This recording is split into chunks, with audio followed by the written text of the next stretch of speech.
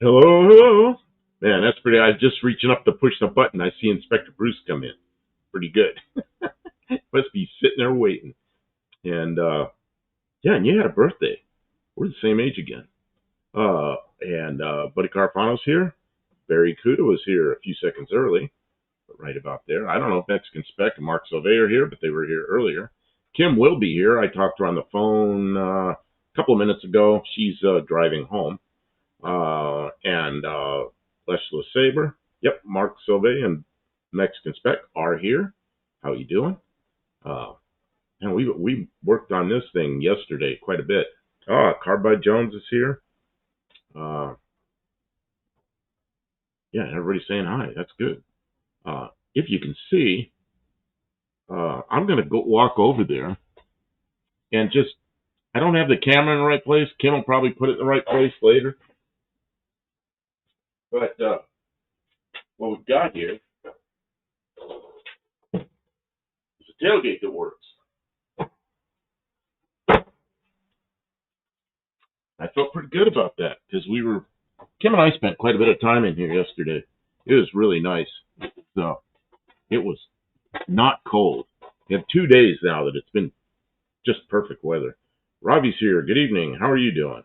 I say good evening to everybody, but then I know you're like way around like the other side of the world, so I don't know what time it is there. I'd have to look and see.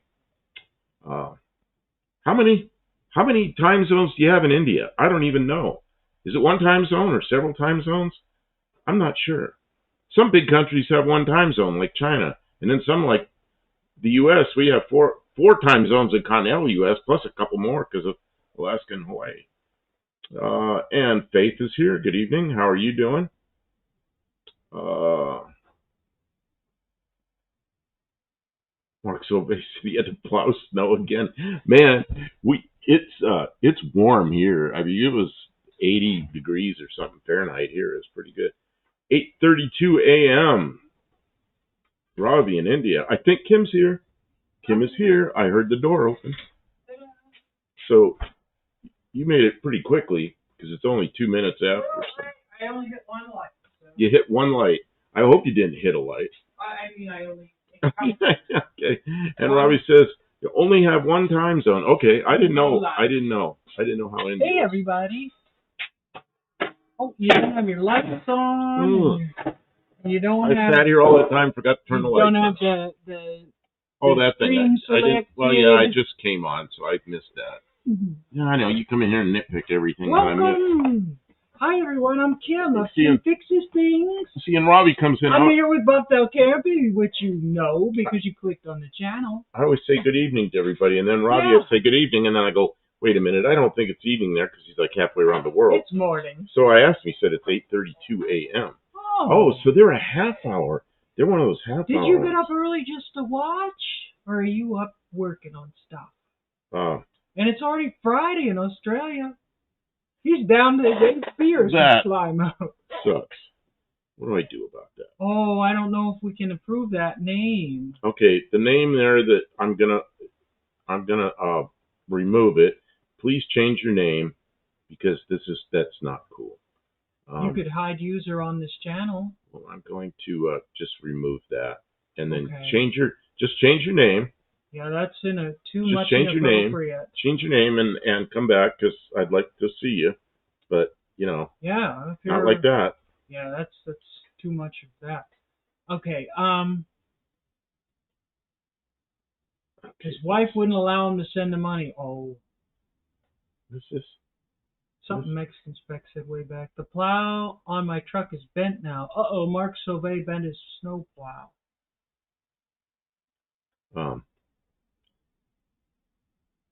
Man. They only have one time zone in India. Yeah, one time zone. It's one of the ones that's off by a half hour. Yes, how is the fuel prices there? He says he's working. Got the notification. How are the fuel prices there? I heard that in a lot of places in that part of the world that they're having problems with supplies and prices. Where they're really getting it, Southeast Asia. Yeah, I'm watching. There's a guy I watch that's in. There's a couple people I watch that are in Thailand, and they're experiencing irregularities. Barracuda. It was a racial reference in the name. Surely he knew that as well. So we can't allow it. I'm sorry. Can't allow it. It's like a slur. I can't even believe they let him have that name. So, yeah, can't do it. Yeah. No, it looks like he left. Well, maybe he's out fixing his name. Well, let's hope. Let's hope so.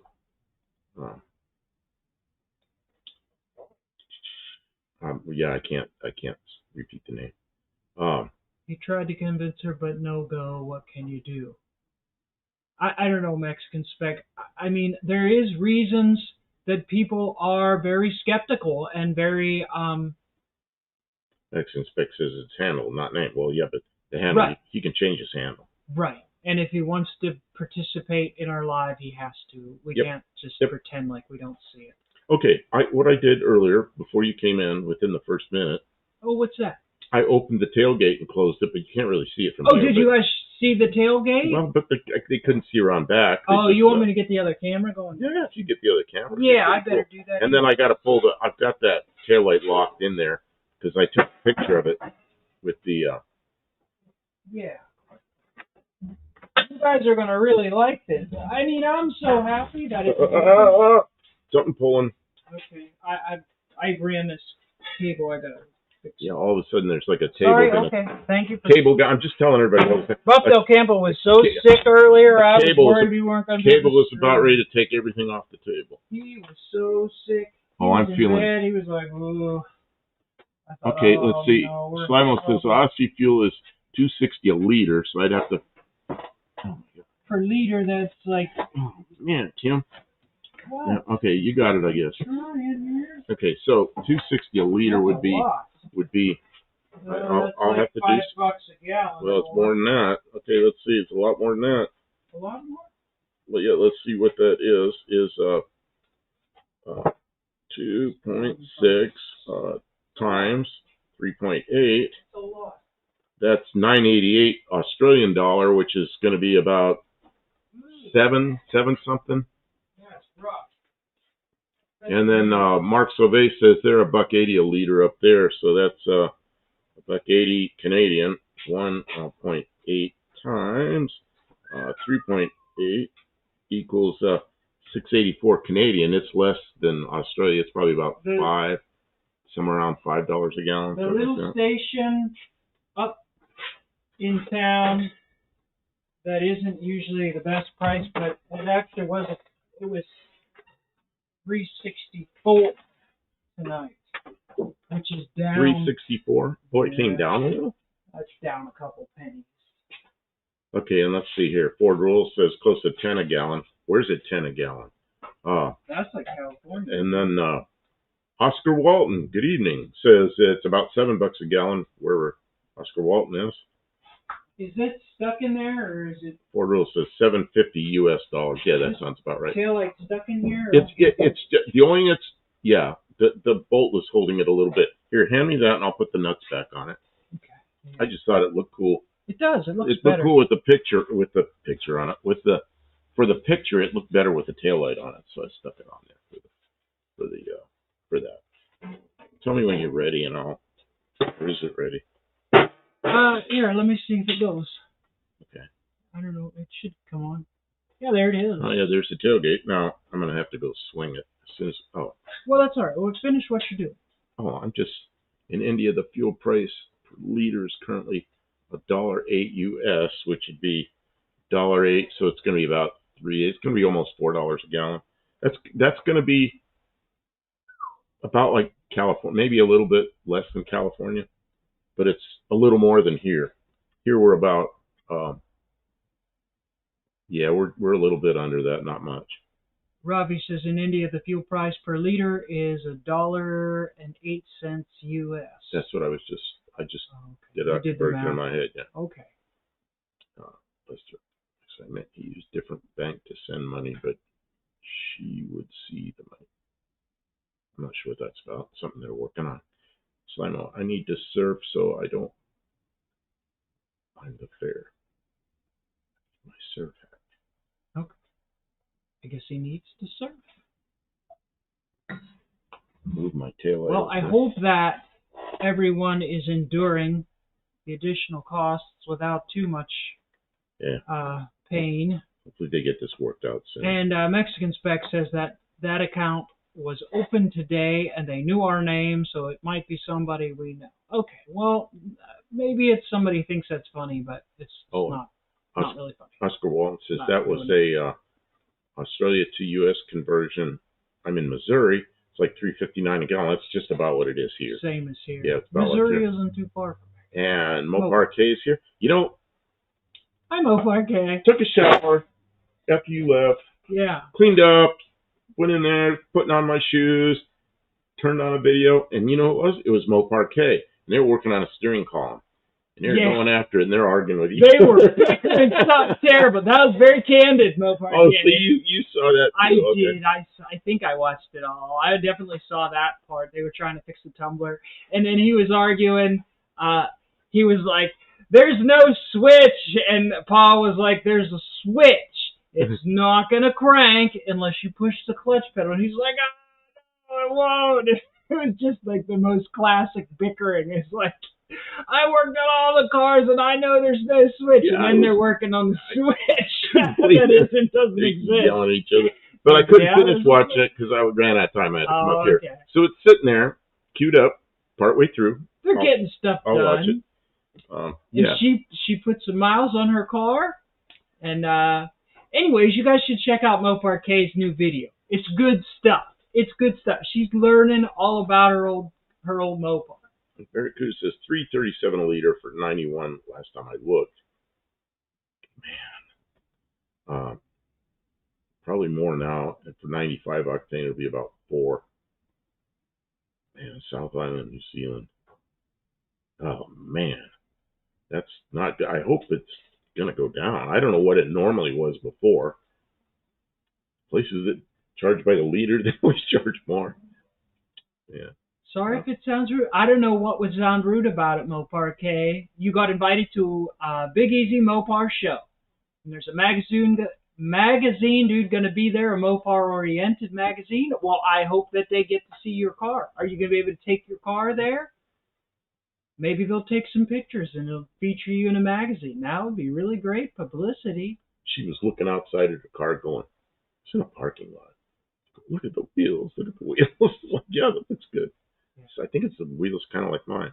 And you were nitpicking your car like, oh, it's weeping a little bit of radiator fluid, and so, there were some other things you were worried about. It was all really minor stuff. It's going good for you now, Mopar. And Luis is here. Good evening. I don't know why I missed him, but he was up there saying Simon Fordham, he got 75 Ford F350, and it was yesterday. Okay. Oh, he did. Okay. An F350 is a fun truck. That's a beefy truck. I keep looking at the bigger trucks like that because it'd be nice to tow with. But we have your van. Your van would tow. My van's 3/4 ton. We don't tow anything that heavy. We don't tow anything anyways. But it would be better for towing than my van. That's got a big Class 3 hitch on it and everything. It'll be okay. Well, so does yours, doesn't it? What hitch does yours have on it? Oh, it's a pretty heavy-duty thing. Yeah, and you got a 1/2 ton, and I got a 3/4 ton. So I don't think I should do a lot more towing with that van. Yeah, though. that van's. Yeah, it's getting a little. It lasted so much longer than I thought it was ever going to. It's been 3 years. It's still going. But I think it might be time to put her out to pasture. Put her out to pasture. You know, where's the rusty spot? Right under the middle, isn't it? Everywhere. Yeah, that's rusty. I think we cut the front off that thing and make a trailer out of it and hook it to mine, so it'd be like an articulating. Oh no, okay. No, it's past doing anything like that. It's past that. I was worried about the water leaking. I mean, no, it's fine. Okay, it's fine. I mean, like you were saying, it'd be nice to be able to clean it up if you're going to take it to shows and stuff like that. And the leaking is going to make stains and stuff like that. But Mike, Dan, And D-Man. I don't think you're having head gasket problems. If you were having head gasket problems, you'd boiled it over. It would have overpressurized the radiator and sprayed out antifreeze and stuff like that on a long drive like that on a warm day. What is this? You wouldn't have got, so it doesn't have head gasket problems. You needs I keep thinking you're done. Oh, that's okay. Go ahead.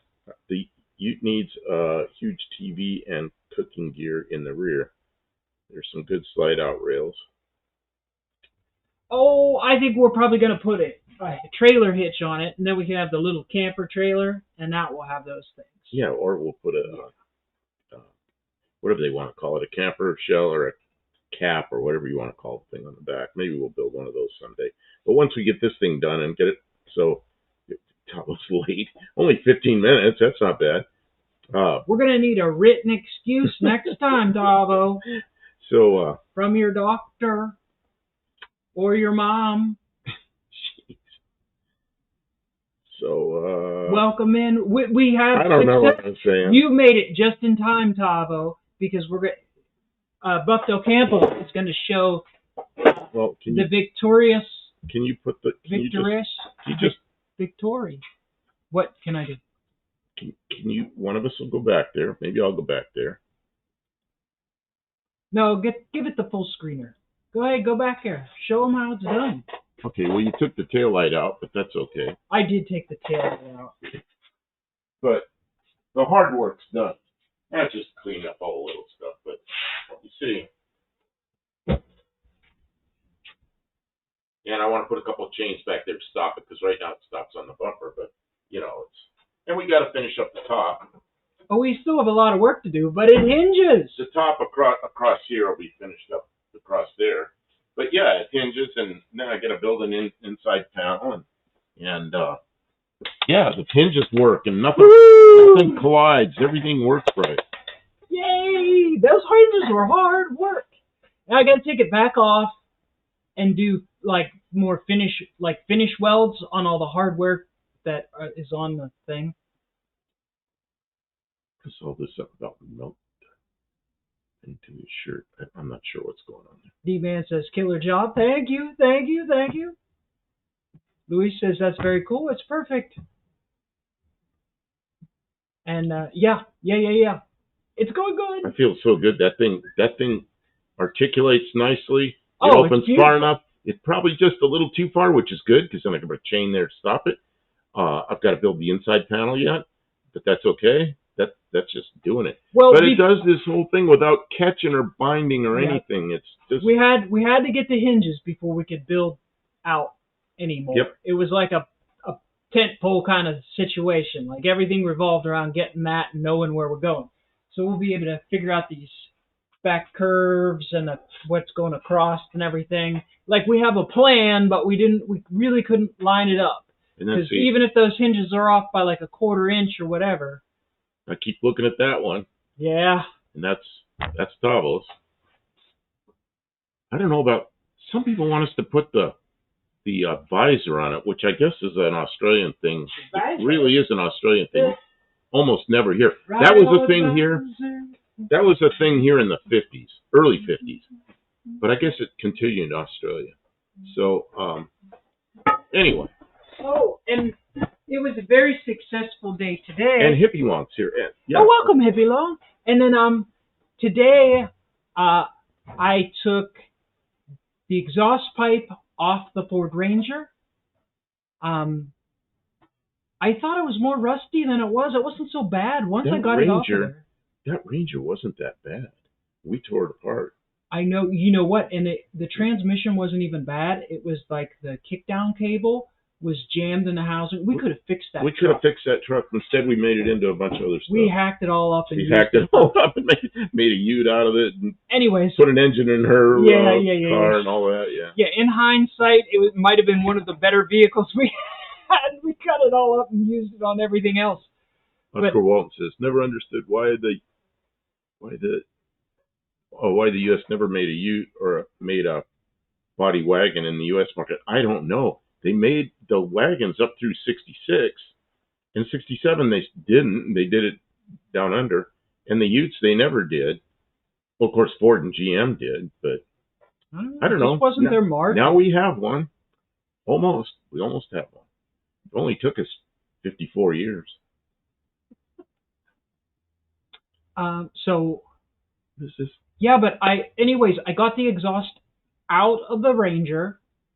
I took the clamps off and got the pipes so they would twist and pull apart from the muffler wasn't too bad, and the flanges were right. So now the Bronco 2 has exhaust. Maybe I didn't get started yet. Crawling underneath, and then I had to go to the parts store and get like a piece of like pipe because it was a little bit, because the truck and the Bronco 2 are different lengths, so I had to get a piece of straight pipe in there. And I didn't use the catalytic converters because if you're running a carburetor, you really can't run a catalytic converter. Nobody cares here. You'll just set it on fire because we're not going to drive it much anyway. You can't. Yeah, it's not gonna get that much mileage, but I'm gonna try. You're so Australian, you're gonna be playing a didgeridoo soon. I'm not even sure what a didgeridoo is. I watched somebody do that. Is that how that is? It's like a big long pipe. Yeah. Didgeridoo. Yep. Didgeridoo. Louis says, guys, I found a deleted scene of Rugrats Go Wild. That's was awesome. Chucky. And Colby Queso's here. Good evening. Colby. Oh, yeah. Some kind of white business on you. Wearing a black shirt. Every little speck shows up. Oh, gosh. Yeah. It's almost as bad as white. Where am I? Los Algodones. Los Algodones. Mexico. Look at all these drill bits, man. Oh, I know. I didn't put anything away. We didn't put anything away. Oh, you put a plug already. Of course not. Oh, of course. Why would they? Anyways, I figured we'd do some welding tonight. Just get some cleanup on some of it. Oh, playing a didge was part of school in the 70s. Really? That's wow. That's pretty on there, honestly. I don't know. What's pretty on there? Oh, you mean where you tack welded it all in place? Yeah, I thought you put it on there pretty good. I didn't think it was on. I just thought it was just tacked. Colby Case is up in Kansas for classes for work. Finally had to head back home to Oklahoma tomorrow. Oh. Gonna be doing some driving. Hopefully the weather's good.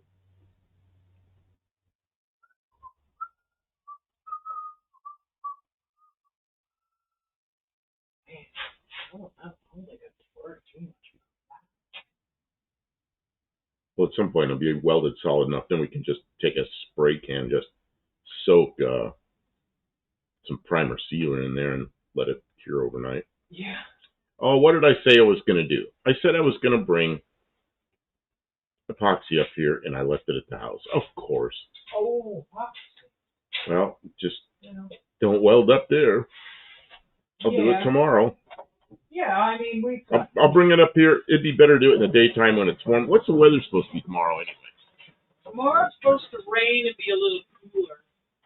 Well, not cold. Mark Survey says, too bad the trunk lock wasn't higher on the trunk lid. You could have used it to install a T-handle. Yeah, I don't know. I thought about stuff like that. I mean, we could fabricate anything, but I think I'm just going to want it to be like the trucks that have a chain, because that's kind of truck-like. Every truck when I was a kid was like that. They didn't start doing all this fancy stuff till later. Yeah, I want it to be like I think it would be really cool if it was just very utilitarian, farm kind of vehicle. It looked just like something somebody pulled out of the tree row and put back on the street. Oh, it's supposed to cool off tomorrow. Is it a lot? A lot. Yeah, it's supposed to be 68 and get down to 34 at night. It was 85. Oh no, I want to do this. I want to do this bonding stuff. That's not going to be warm enough. Well, it'll be a couple more days. It'll be a couple days, and it'll be back up there again in the 80s. So yeah. All right. Yeah, that's the way it is. Okay. So let's see here. Somebody else said something. Oh, Oscar says, what is under the hood? It's a slant six. It's an engine we built from a bunch of junk, and we About made 3 years ago we built that motor, but it probably doesn't have 100 miles on it. Yeah, but it's a really nice engine. It's set up kind of loose. It's about 8 thousandths piston to cylinder wall clearance. The piston rings are loose enough that we'll be able to run a turbo. We've got a turbo kit here, and so and it's got a little bit of a cam in it. I published the cam specs and everything. So it's and then Kim Turbo del Campo. Oh, We yeah, got the manifold that's partially made. That's the beginning of the turbo manifold. Here's the here's the turbo housing. We got to make a. I got that. Yeah, I got the plate sitting right here. So Kim ported the head. We did a video on that about that was probably almost 2 years ago. But so it's got a what I would call a cleanup port job on it, and it sounds really good. And it's got a 2-barrel intake on it. Yeah, this is gonna be it'll be okay. It's not gonna be any tire squealing fast car. No. But it's gonna be okay. It's a good car. It's gonna be a lot of fun. I mean, we're not race drivers anyway. It's not gonna be a race car, but it'll be a really nice car to get around. Well, it might be a race car if we drive it to No Name Nationals and race merge it onto the highway real clean. You see, once you're doing bracket racing, it doesn't matter. It's just bracket racing is just a game, but you get to drive fast while you're doing it. So. Yeah, Oscar says, I wish the weather would make up its mind. Yeah, it's that time of year when you just want it to get warm. Like you just had enough, Today was so good, and I was able to take advantage of it and get out there and work on the Bronco too. I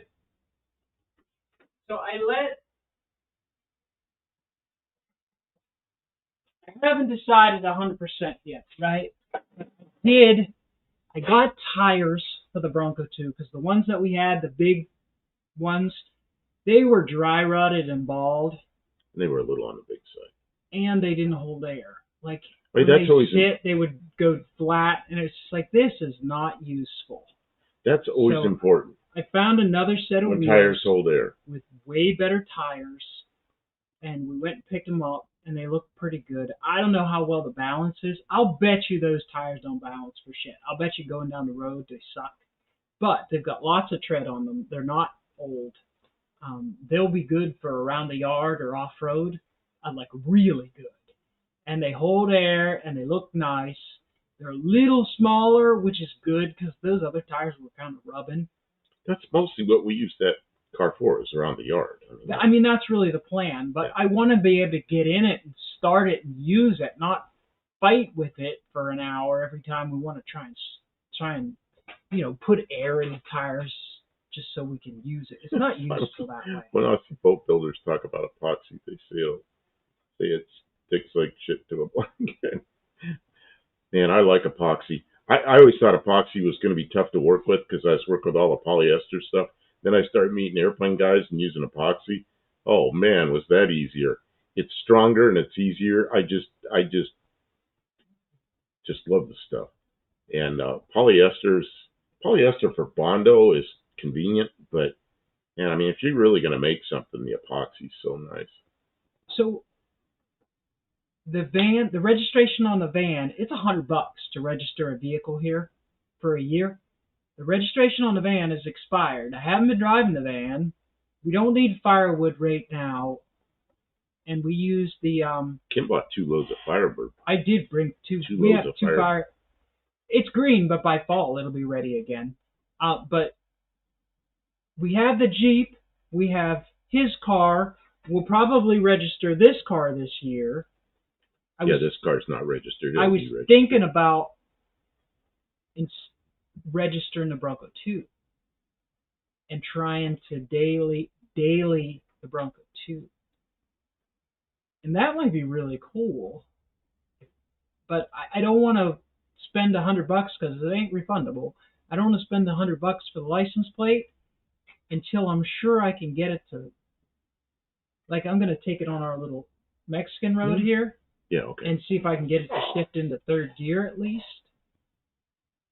Because out in the dirt, I can't get it to go that fast. It's too bumpy. My van is a cup of coffee short of $1,000 a year to register. Yeah. Whew. See, now in Arizona, if you're finished with the car and you sell it, and the registration isn't up, they refund you the rest of the year that you. That's the only state I've ever seen that. Yeah, they'll give it back to you. Or no state inspection. No, they don't inspect anything. No, but I've been through that. The Bronco 2 last winter. Yeah, it's got brakes and engine. It's got brakes and it's got exhaust and it's got. We'll have to make sure all the lights work if we're going to take it on the street, just because you gotta have it all. It's got those terrible LED headlights. Those got to come off. We'll put them on something on the yard. And I don't think it has brake. I think the brake light switch is bad, so we'll have to fix that. Because the brake booster was bad in that, I had to replace the brake booster. Remember, because it was on fire. There was a fire under the hood, and it melted the brake booster. So, that was on the Bronco. Yeah. Okay. And the brake lights wouldn't turn out because the pedal was in the wrong place. So I had to disconnect the brake light switch. So I'll have to put that back together, I think. I personally think you should take the Del Camino to No Name Nationals. Oh, I that's what I want to do. I want Kim to bring one of her vehicles too. I want to take 2 vehicles, or take my car and she could drive the Del Camino, whatever it is. We'll see how fuel prices look this year. She says that it's stressful and it's stressful expensive. for her to drive that distance. I came back. I can't do like I used to do, but when we got home, I could have gone all the way to the East Coast, which is another 500-600 miles, and she was beat. I mean, she'd had it after all weekend of running all around. So, her back is troublesome. So yeah, if we could split up the drive-in, it would be nice, and less fuel cost. Double the drive-in, double the fuel costs. We'll see, because the idea of taking more than one of our vehicles is fun. But I mean, I don't know. I don't even care if I race anymore. It's really fun. I want to be there. But I mean, I just have just as much fun watching other people race their cars. But I mean, I do want to show off this car because it's been going so well. I'm sure there's people who want to see it. What is this, Mark Silvestris? We have a dog baby gate, and the bottom piece that screws into the door frame broke. It's plastic. I was going to glue it, but I decided to use some PL 3X construction adhesive instead. Still good. Okay. What you doing, Tim? I'm gonna weld. I mean, I can see that. You're just further welding the stuff you had. Cleaning up some of the welds. Stuff you had back in place. Okay. Where the brackets weld to the door than to the, just so it's all a little more. Okay. It was a little patchy. I mean, it is patchy. So you're allowed to look in the camera, but don't look. Okay, I'm going to switch cameras and see how it looks. Oh, can you see it? Yeah. We can see what you're doing. I'm going to go to the dual cam. Yeah, then you can see both of us. Okay, great. I think. I'm trying to get me centered up.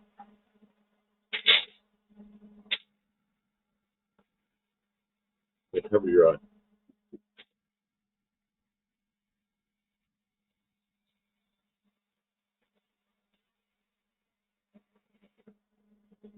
Lisa's back at 71 Ford Pinto was so awesome. Very good. Man, I like the Pinto wagon. I think they came out in 72. Mexican Spec will know if he's still here. Mexican Spec still here? I'm confused here. Oh, yeah, he's still here. Yeah, so, Craig Mace here. Doing well. We've got that tailgate that Kim's working on. We got the hinges done. I don't, I don't know, maybe you were here earlier, because we had it on there and articulated the gate up and down. It works really well. It's just, she's finishing up some of the welding. I'm not sure what she's doing. I don't know what she's doing.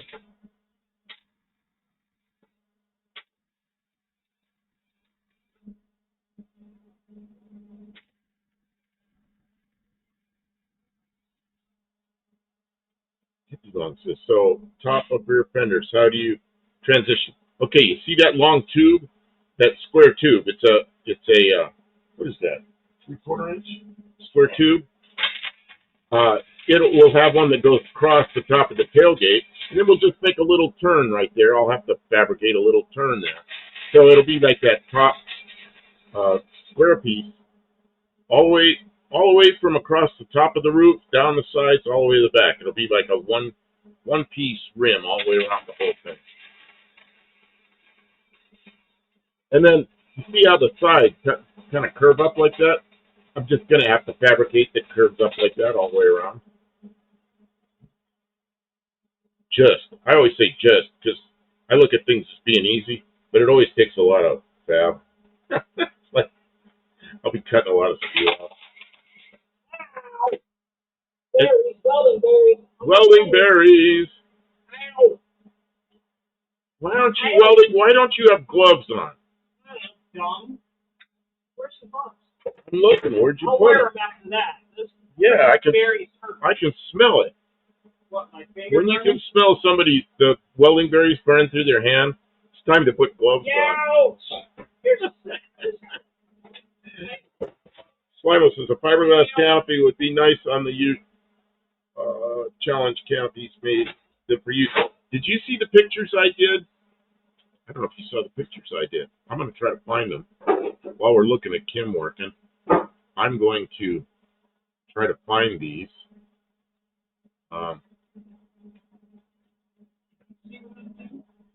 Yeah, they can see really well, but I can't right now because I'm looking through something else. I'm like looking everywhere.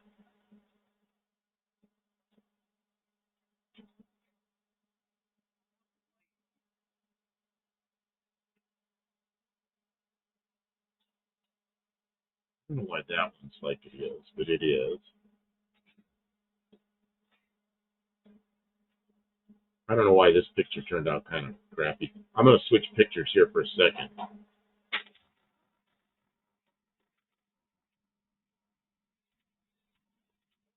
Well, you see the one there that I did that. That's a Photoshop job, but I think we can do that. I think we can do that with with foam and fiberglass, just like I'm building an airplane or something. That'll be fun. Except that foam and fiberglass is a little expensive, but I mean we can make a really nice one. I also let me see if I can find that one too. I also did one that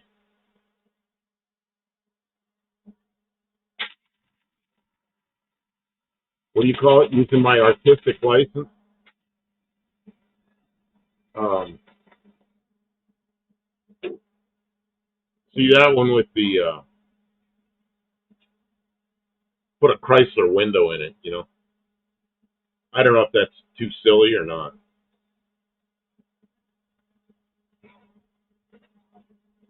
Maybe long says I think there's no reason for a bar across the taillight. Leave it smooth. Oh, the thing is, it curves up like this. I want to make it straight across the back instead of having a because it's a trunk lid and the trunk lid's curved up in the top. It just looks funny. Hippie Long says just turn the box tube down to the fender after plugging what you have.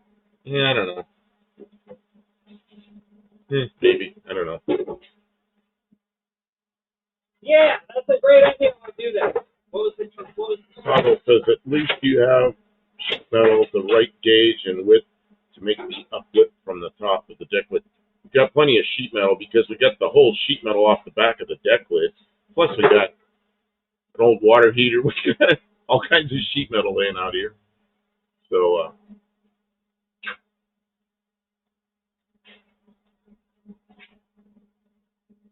okay, I don't want that top welded. I don't know what you're doing. What welded? The top, where I'm going to bond it together. Oh, I know. I'm not. Because that'll warp the shit out of it. No, I'm not doing that. Okay. I'm working on these hinge brackets. They were just tacked on there. Now I got under.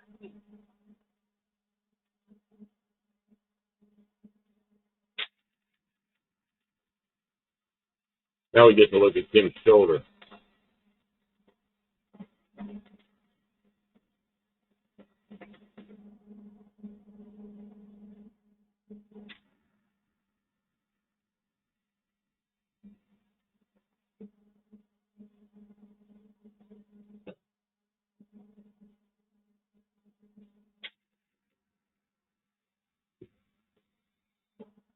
It's reflecting off my other screen here, so I put my hand up.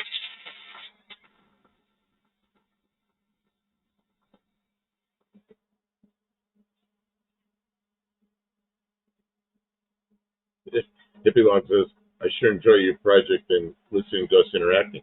You know, and sometimes, see, there I am sitting there. She's moving. You can see the back of my head, and see that big screen right there, where all the chat is. The welding was reflecting off that in front of my eyes, so that's why I had my hand up.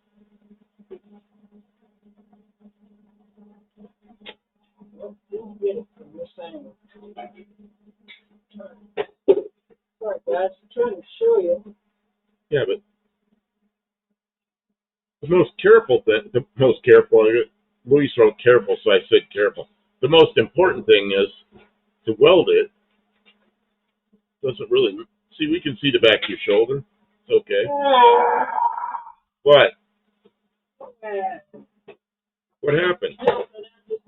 You know how when you don't mean to, and then you hit the button, and then Oh, it shoots a big piece of, big piece of wire comes shooting out of there. Dang it! Dang it! The whole thing's a mess. Doing so good.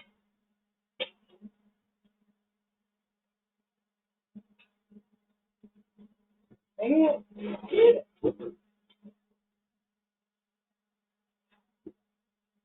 Want me to help hold that?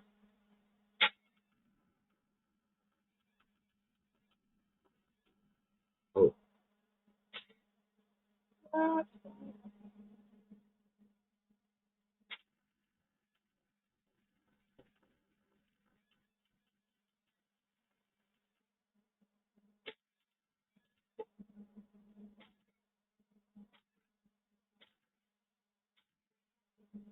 Oh, okay. Something happened. I'm still here. Can anybody hear me? Oh, yeah. My little tape gauge disappeared. I didn't know what happened to it, but it's back.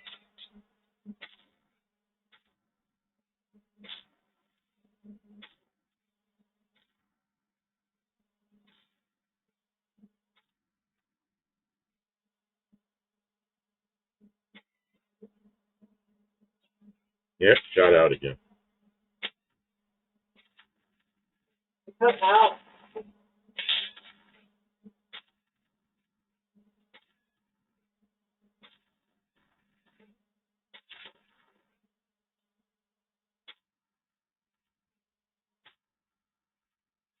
Oh, it was just an opinion.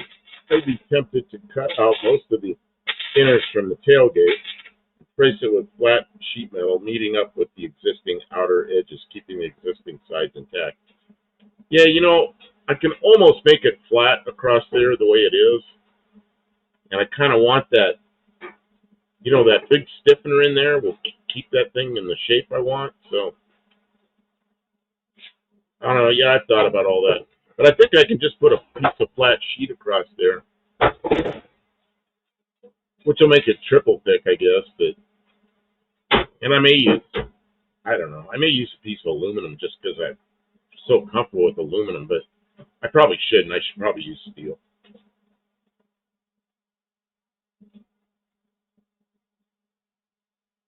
I don't know. I worked with I worked with aluminum all my life, so aluminum's easy for me, and steel just behaves so differently. In some ways, it's a lot easier. I watched Kim working with the steel. She tries things I'd never tried. With a hammer, that comes out good. If you were to do that with aluminum, you'd ruin it. But when I'm working with aluminum, I'm comfortable with what I need to do. But you can't go hammering the crap out of it, you know.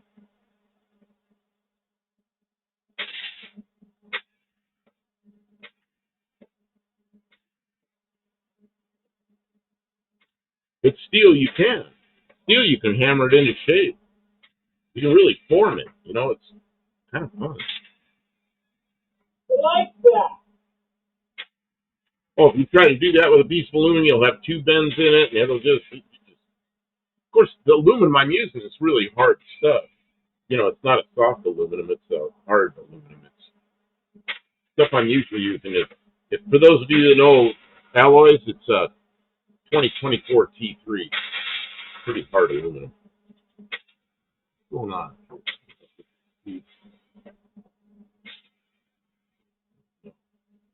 Don't know what happened to Mexican Spec. Maybe he left. I don't know. Maybe he's busy. Making himself his own dinner again. I don't know.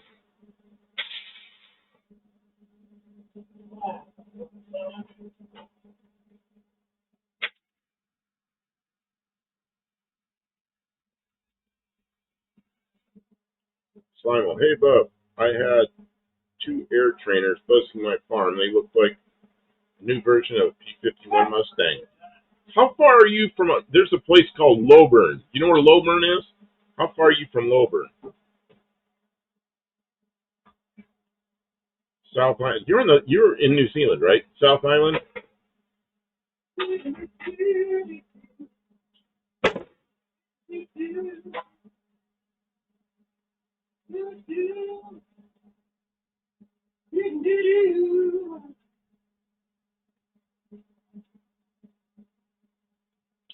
Because our best dealer that we had was in a place called Lowburn, and I'm trying to think of the name of his airport. It was something Abbey. I forget. I can't remember what it is. His name is Ivan Campbell. Ivan Campbell was our best dealer there. He sold. Oh my God, I can't even imagine how many P-51 replicas he has down there. If it's the one we did, it's 3/4 scale. From the real one. Go ahead, you can put it on. It's a pretty beefy airplane. Oh, you. Okay. Well, Kim's moving that around. I know it's like the chat just stopped. I don't know what happened. I don't know. That's okay. They were watching. Yeah. Watching. Sheesh. It's time to cool off. Time to cool off. Oh, I need to. Yeah, this is a little pin that we had. Little pin of a Mustang. That was that Mustang we did. Well, steel is definitely more forgiving, especially if you're dealing with hard alloy aluminum. Oh yeah. Yeah. The hard alloy aluminum is great stuff for making an airplane, but it doesn't bend two different directions at once. You can compound curve it a little bit, but mostly not. Mostly not. Slimo says, I'm East Coast. Oh, you're Australia. A 3 hours drive north of Sydney. Okay. So, Sydney. I know Sydney. So, a different Sydney. So, there could be some of our airplanes over there. I mean, Ivan Campbell in New Zealand, he sold a lot of them, and he may have sold some in Australia, although we didn't have a dealer in Australia, but they very easily could have made it over there. I mean, every time he called me, he'd be buying 2 more airplanes or sometimes 4 more airplanes at a time. I was like, you couldn't believe we had shipping containers just one after another going to New Zealand from the U.S. They must have really liked your airplanes. Man, yeah. I'm surprised they didn't just. Well, John, my boss went down there, and I said, what's it like? He goes, it looks like a P-51 factory. He goes, they got a DC-3 there, DC-3. And then they got some other British-made, home-built like a Spitfire or something. Because, man, you look like, you walk in there, you're like, they're wearing World War II uniforms. You look like it's World War II. Barry Kudus says, I think you're thinking of me. Yeah, it could be. I don't know. I lose track of I know we have a lot of people down under, and sometimes I forget who's where. I'm sorry. I shouldn't do that. I should try to remember. We're going to have to make a big map. Yeah, we'll get a big map in here. Tavo says, cables are changed to limit tailgate drop and over center latches inside the seat, inside the sides, holding it closed. I was just going to stick the, they had the old hooks that look like a hook that's like crooked like that. It hooks in up at the top. I was just going to do that, but I don't know. Just, I grew up in the 50s. That's how 50s and 60s, early 60s. Trucks just had hooks and chains. That's all there was, So, well, I mean, we're going to have to fabricate it from. I know I'm being kind of crude. You can make it just the way you want it. That's the nice thing about a custom vehicle. However you want it, put it together. Simon says, my farm on the northern edge of Williamstown Air Force Base. Well, I got to figure out where that is. I'm going to have to take a picture of that.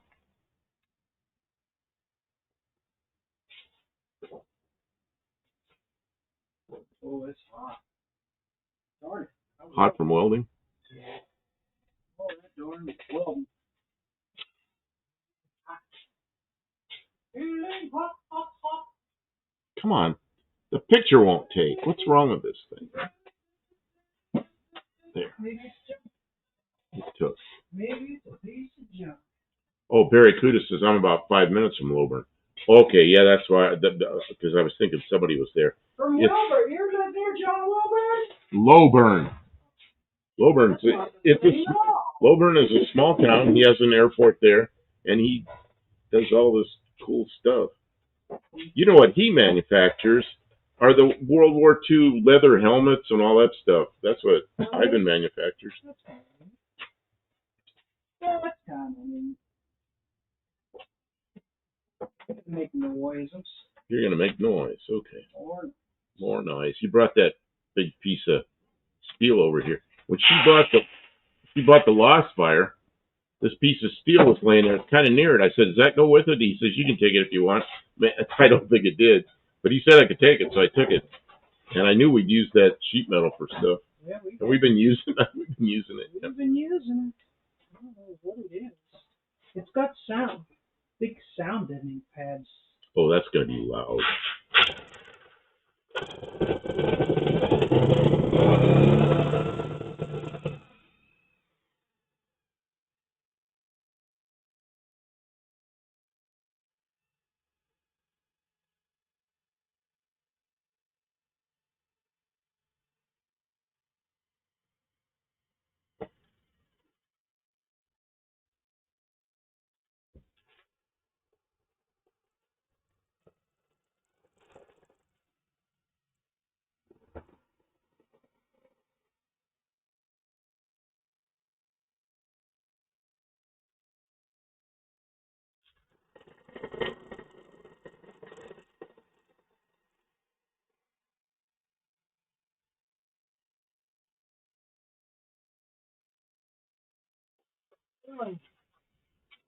That was about as crooked as I could possibly cut that.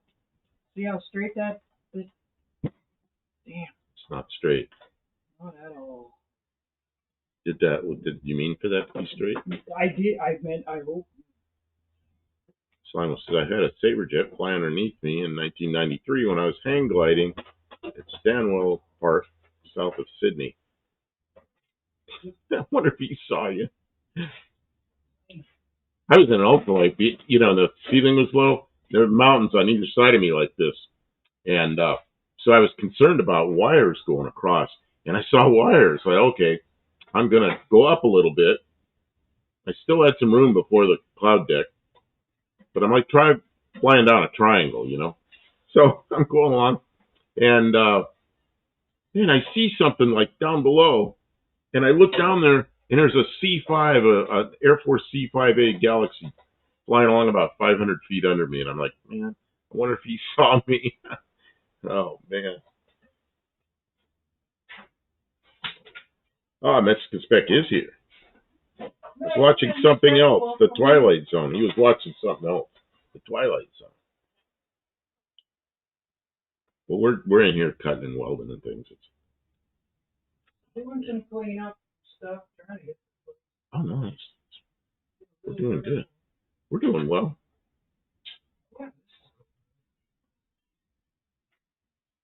Yeah, I'm real concerned with mid-airs anymore.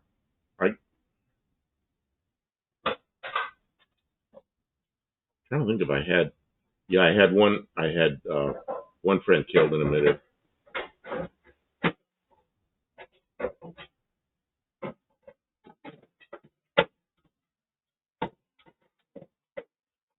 Oscar said, so is that the front of the Studebaker or is it a whole car? Well, see, when people give us super chats, I light that up.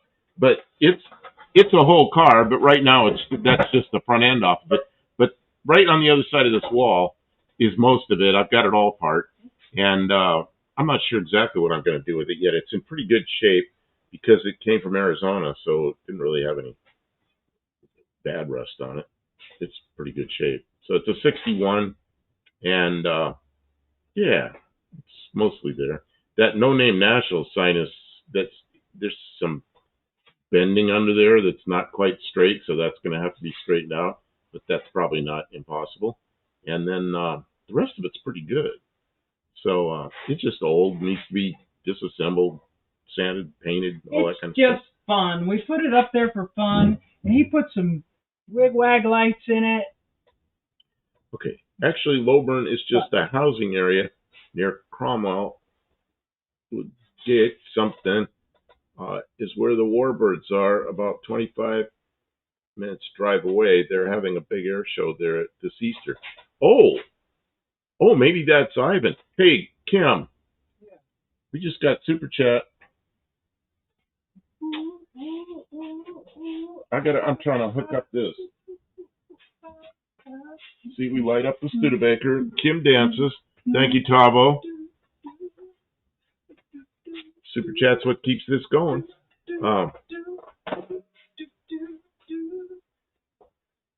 What keeps us going is our unrelenting passion for Australian youths. Oh, I see. Mexican Spec says he's working on the pictures for Saturday's Live. Oh yeah, and Saturday's Live. Mexican Spec does a really good Saturday Night Live.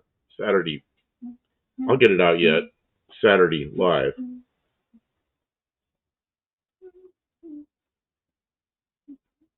Okay. That's a $2 chat. Thank you very much. Thank you, Tavo. A good time. That Canada Air hitting the fire truck crash New York. Oh man. That was a mess. You know, those guys didn't have a chance. So, a couple of mistakes. Several things that if they'd gone just a little differently. Yeah. Of course, we'll see the whole report afterwards, in a year or so, but pretty much know what it is. Yeah, they're too busy. Those guys doing too much stuff. Yep, they were 114 knots. That's 131 miles an hour, and have a fire truck out in front of you. Pulls out in front of you. Good. Hey, Kim. Already too late. Kim. Yeah. More super chat. Who's super chatted again? Ow! I cut myself and it hurts. You cut yourself. She cut herself for a super chat. Are you bleeding? It's like Lester Saber. Another $2 super chat. I'll tape it. I'll put some tape on it and do it. Ow, it really hurts. It really hurts. Look. Cut my finger. I hate cutting my fingers. I watched Twilight Zone for 15 hours at LA Airport First Class Lounge. Boat delivery is big bucks.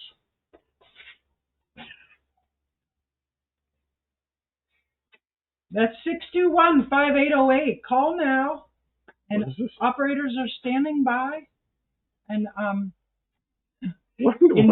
in Pittsburgh, the public broadcasting in Pittsburgh, The Oh. number, as a kid, we knew because we were waiting for the TV shows to come back on, and they were having those breaks, where they try and fundraise, and the number was 621-5808. It was the same number for a long time. Of my whole childhood. Can you believe that? I don't remember so many phone numbers, but I remember the PBS 621-5808. Call now. If you don't donate, Sesame Street's going to go away. Oh, man. Well, thank you very much. The Super Chatters.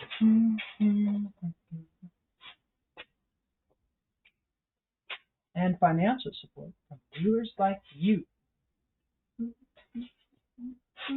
Yeah, I don't know what ours is. And this door is so tight now. It's so, oh, that turned out really good. It's like the job. You would not know that wasn't supposed to be. PBS insufferable begathons. A begathon. A begathon. I never heard that. It's a begathon. I remember ours was in California. It was the one in Northern California. It was KQED. KQED in San Francisco. I remember that well.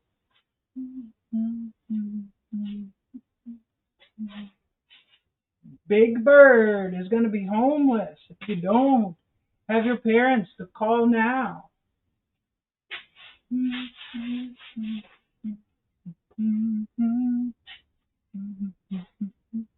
Jeez, Kim. My pants are falling down.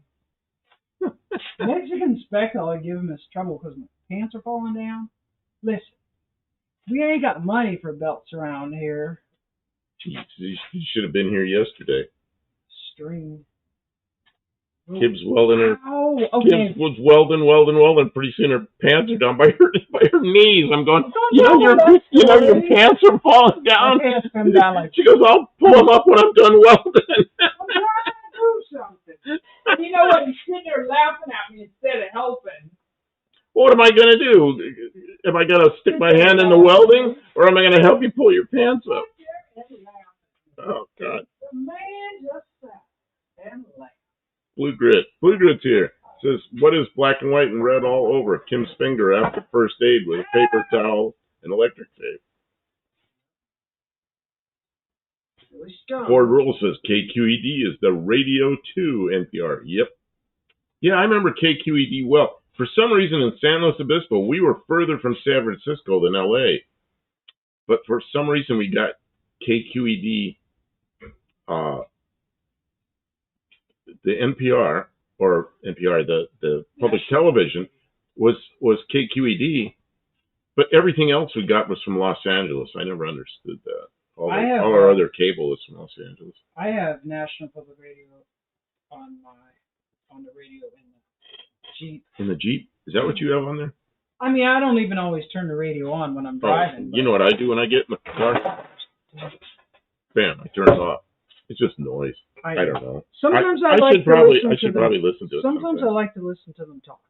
And sometimes there's interesting stuff. I don't know. Sometimes it's just like... Does Kim have a sister who likes Aussie dudes? Yeah. You do? I do. I have lots of sisters, and they all like Aussie guys. I don't know about these girls. I know. I don't tell you about them because you'd be flirting with them and stuff. Can you imagine this trouble? Oscar says, KETC St. Louis seems like they were asking for all the time. And I was, yeah, fundraising goes on and on and on. Yeah, it was KQED in California. When I lived in South Dakota, there was not one. Sioux Falls was the only, there were 2 stations in Sioux Falls. That was it. And they were like ABC and CBS or something.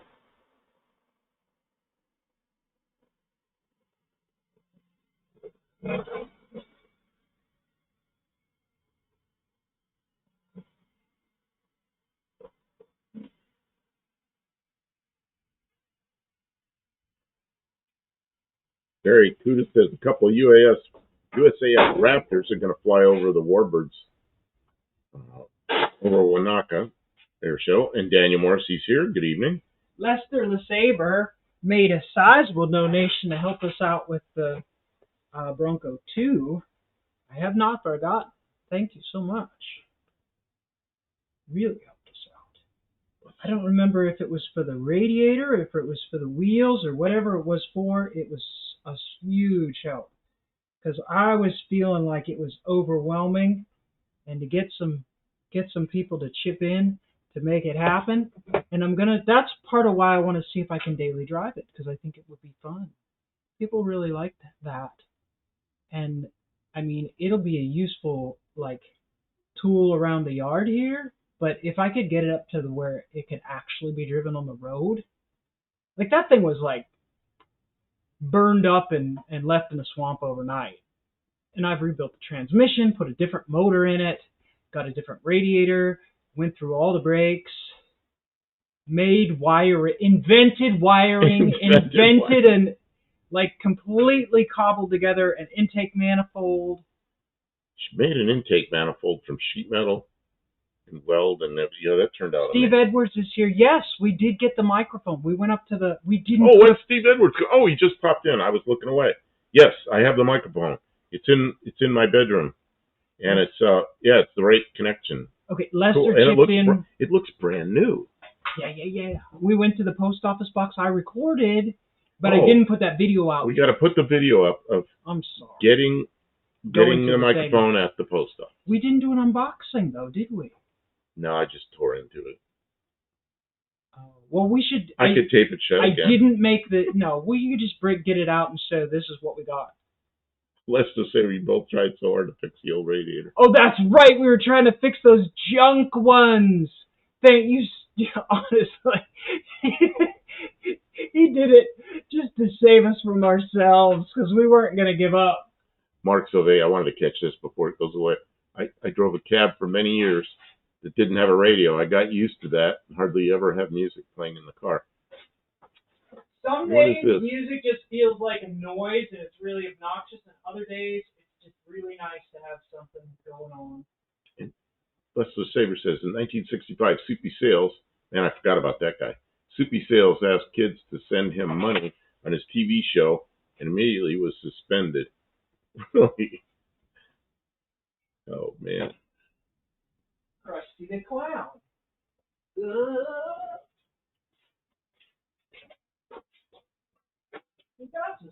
Barry Kudis want a car. And Oscar wants, so what year is the Bronco 2? It's an 85 with the motor from an 87. Oh, yeah, that was fun. That's how the engine ended up all weird. She needed an engine. So, I'll wait till it's finished.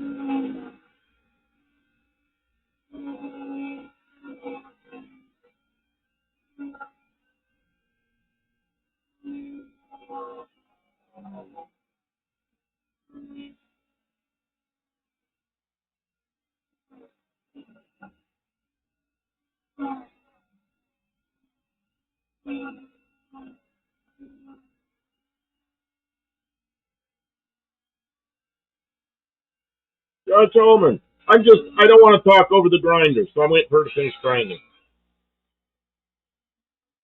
Okay, so the deal with the Bronco 2 was it had a 2.8, a clone engine, and it needed a new engine, or it needed a different engine because it cracked. That engine, the heads were warped. It'd been way overheated. So she was really having a hard time finding one. So she found a newer one. She found a newer one with a 2.9, which is a clone engine, and it's similar, but it's got a lot of different. Same bell housing, bolt pattern, but it's the fuel injected update that year. So the intake manifold, you can't just put the old intake manifold on. No, it's fuel injected thing, and it doesn't match the intake pattern or nothing. So she made an intake manifold out of sheet metal. The intake manifold starts over here, goes up over top of the valve cover, then down here and swoops out, kind of like the old Chrysler cross ram manifolds, but there's only one side. It's only half a cross ram. And then she put the carburetor over there. The reason she did that, she didn't want to stick through the hood. She wanted to stay under the hood, so she made this manifold.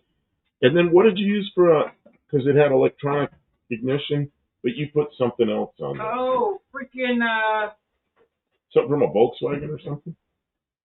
no, that's on the Dakota. This one I used the one with the light beam. Oh yeah, she got a. Oh, you remember the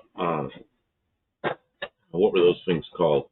It's like a Unilite, like a Mallory Unilite, but it's some probably Chinese clone.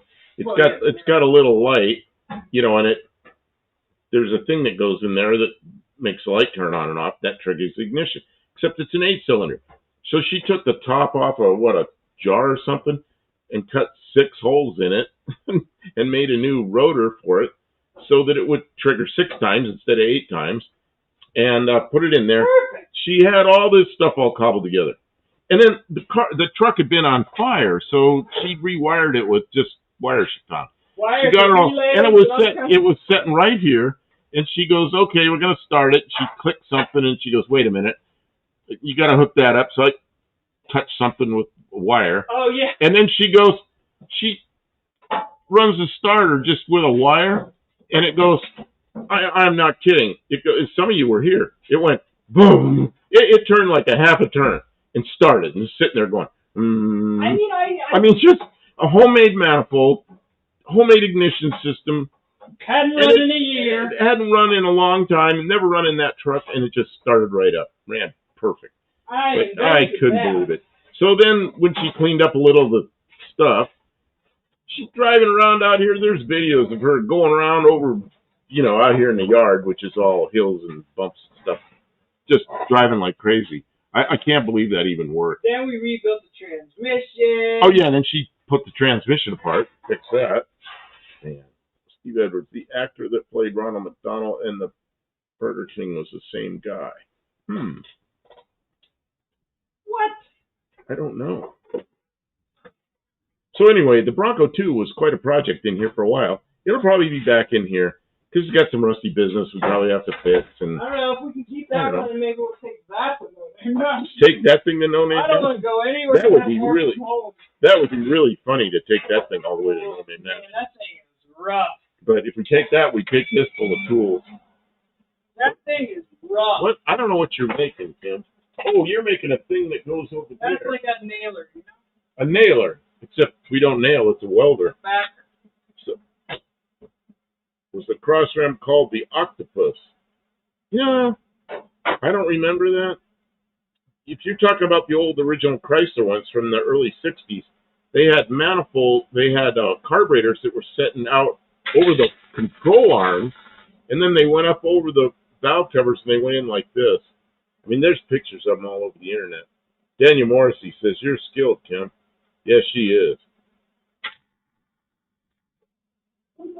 Although yesterday, because I wasn't sitting here, I was helping with I was actually working.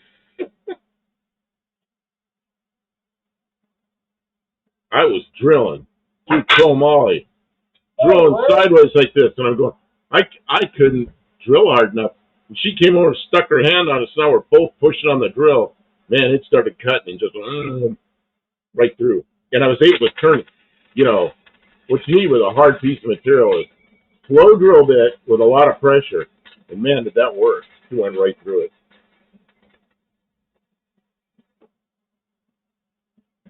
Fordwell says the ignition is bizarre. That it worked was amazing. It works perfectly. I think it was what was that thing? A mayonnaise jar top or something? That's steel. It wasn't plastic, it was steel. Or maybe it was aluminum, I don't know. It's a jar top off something. Slimo says, are you running out of gas?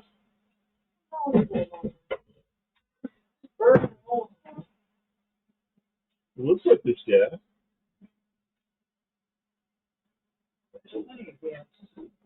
What is the problem?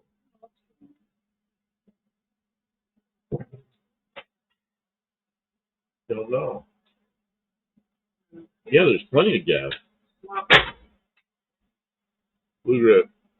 What Home Depot Lowe's latex paint color would you be painting the Bucktail team? Oh.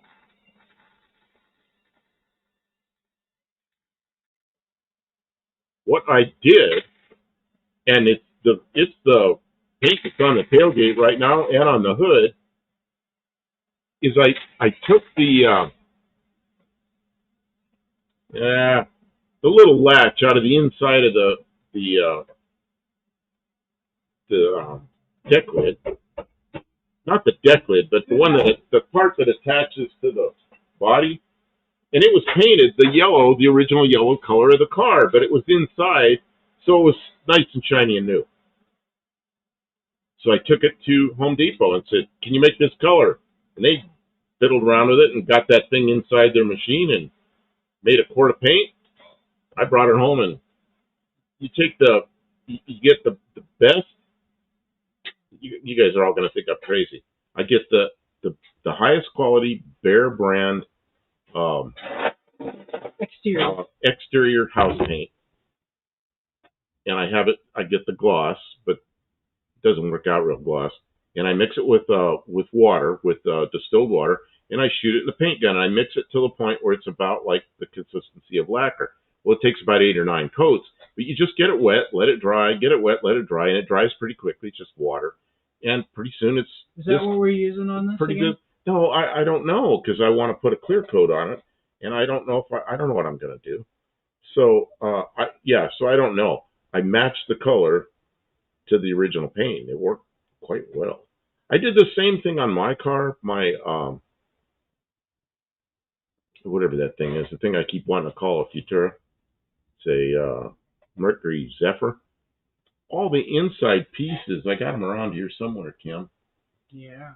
They're up there. They were all faded and terrible. I did the same thing and shot them. Oh, in fact, those I didn't. The plastic look really The plastic ones, I just took a paintbrush and painted on there and let it cure. Man, it just looks like it's the perfect color, because I just, in fact, I think I took the one of those surrounds that goes around the steering column.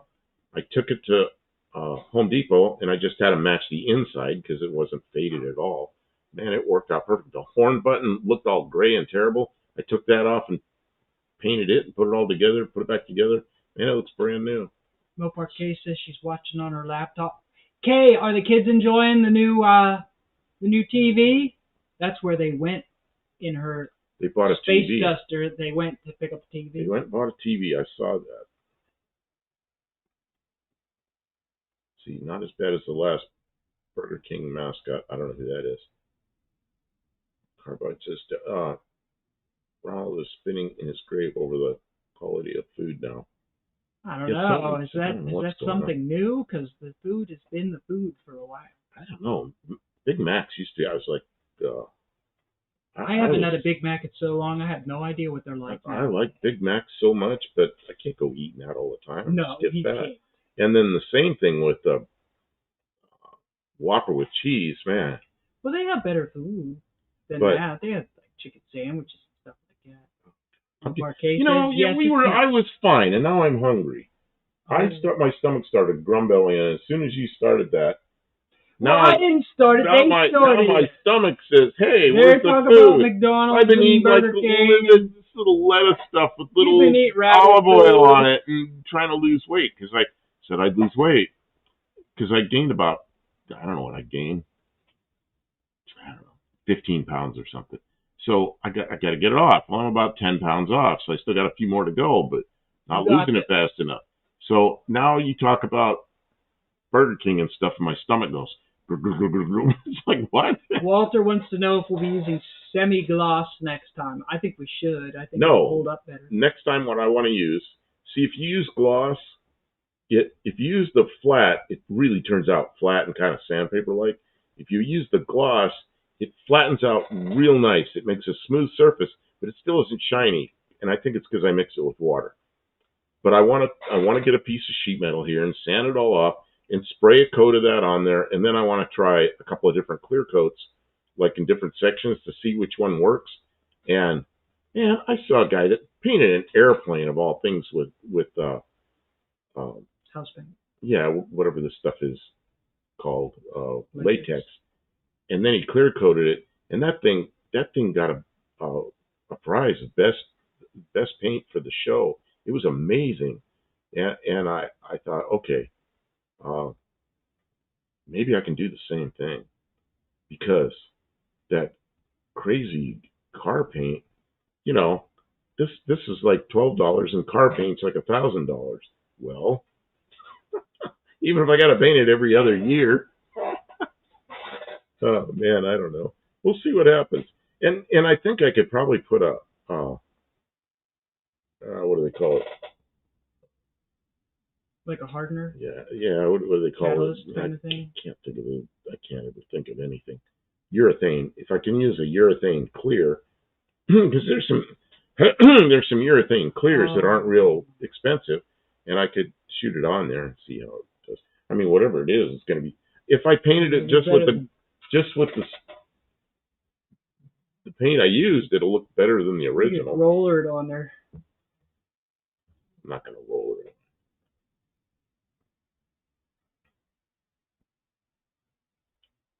Barracuda said he used plastic adhesion promoter on a Bronco canopy and then painted it with a roller with water-based paint. Yes, I had a Dodge D150. I sanded it and tacked it and rolled Rust-Oleum safety yellow paint on it, and it stuck. It covered really good.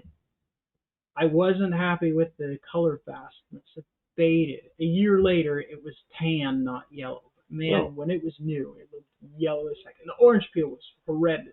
But another thing about Chrysler products back in this era, the whole body was painted the color of the car, the exterior car color. So when we got this thing, and it was all greasy under there, we took oven cleaner and pressure washer and everything, cleaned the hell out of it. It looks pretty good. Well, I don't want to have to repaint the whole, that means pulling the engine out, pulling all the wires back and everything to change the color under the hood. Nah, it's going to stay this color. I mean, and I think it'll look fine. The color, but I don't want to do that. Yeah, I don't. It's too much work. Then the door jambs, the floor inside. There's no end to it.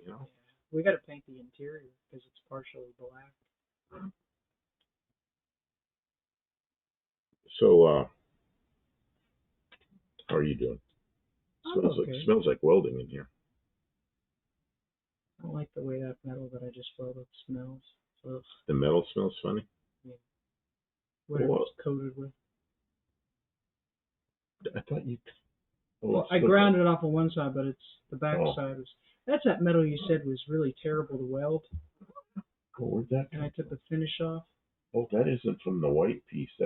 No, that white piece was all crooked. And that piece I said that was terrible to weld? I got that from McMaster Car to build some mufflers with on an aircraft. It was terrible. And I just kept it, and I replaced it because I made the decision to buy that, and I wish I'd never seen it. So I don't know why it does that. It's some kind of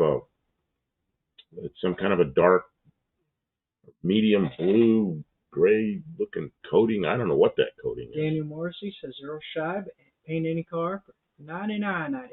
Hey, I remember that commercial. He's younger than that because I remember when it was $29.95. In fact, I remember when it was $19.95 and it went to $29.95. Really? We used to joke about that. Did they even wipe the car down before they shot the paint on it? We used to joke around. Watch the pretty girls in bikinis wash your car before they paint it. Yeah. I remember a guy got this fiberglass sports car done, and they just taped off around the windshield and back to the doors, and they taped across the doors. So you had the old color, which is a light blue, on the inside of the car, and right where they just ran the tape, wherever they ran it, it was dark blue after that. But the guy that got it done thought it was so good because it was $29, and he was really proud of that car. It was a car called it was an old custom car. It was put on a 41 Williams, 41 Willis. Good night, Walter. Blue Grits go. Okay, and it was. I wanted to finish this story for him, but he's leaving. Okay, but it was I don't know, one of those old sports cars from the early 50s, front engine car. That's right. I remember 1995. Yeah, I remember that. Um, I can't think of the name of those cars. That crinkle finish paint. That's what we'll put inside the bed. We'll do a bed liner inside the bed because that'll get all scarred up if you just put paint back there. No, you're not allowed to put nothing in. You're not allowed to put anything in there. We can't throw toolboxes and welders and stuff and spare tires and gas cans. We'll put a piece of plywood in there and you can just beat it. So it was good for $30. Yeah. I mean, for $30. That's back when $30 gets you $30 worth of something. Now $30 gets you like $2 worth of stuff. Jug of oil. Change it out yourself. I remember when I first started working at gas stations in 1970, and we had 2 kinds of oil. We had like a couple of different brands that were, like Shell and Haviland and Valvoline. Those were 60 cents a quart, and then they had this cheap crap that were 30 cents a quart, like a generic oil. They were in glass bottles, and you went and pumped the oil out of a big 55-gallon drum. So those were 30 cents a quart, and it was like green, like paraffin. And then the other stuff was the good stuff, and it was 60 cents a quart.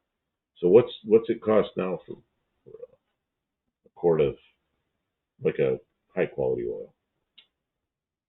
$6 or $7. $6 or $7. Yeah. Barracuda. Slimo says my house was hit by lightning twice and the bolt smelled like welding. Yeah, that makes sense. And then Barracuda says, what brand of paint costs $1,000 a gallon? In New Zealand, a gallon of PPG base coat metallic costs between $2.80 and $5.50-ish. I really don't know. I haven't bought any paint. Oscar says tractor paint. I saw this earlier, but I guess I didn't read it. Tractor paint hides a multitude of sins. Is pretty cheap. Yeah, but it's really smelly. You know what I like about this? It's water-based. It's water-based. And we have a fire going in here. It's like, doesn't matter. If you get a fire with water-based paint, you shoot the paint on it to put the fire out.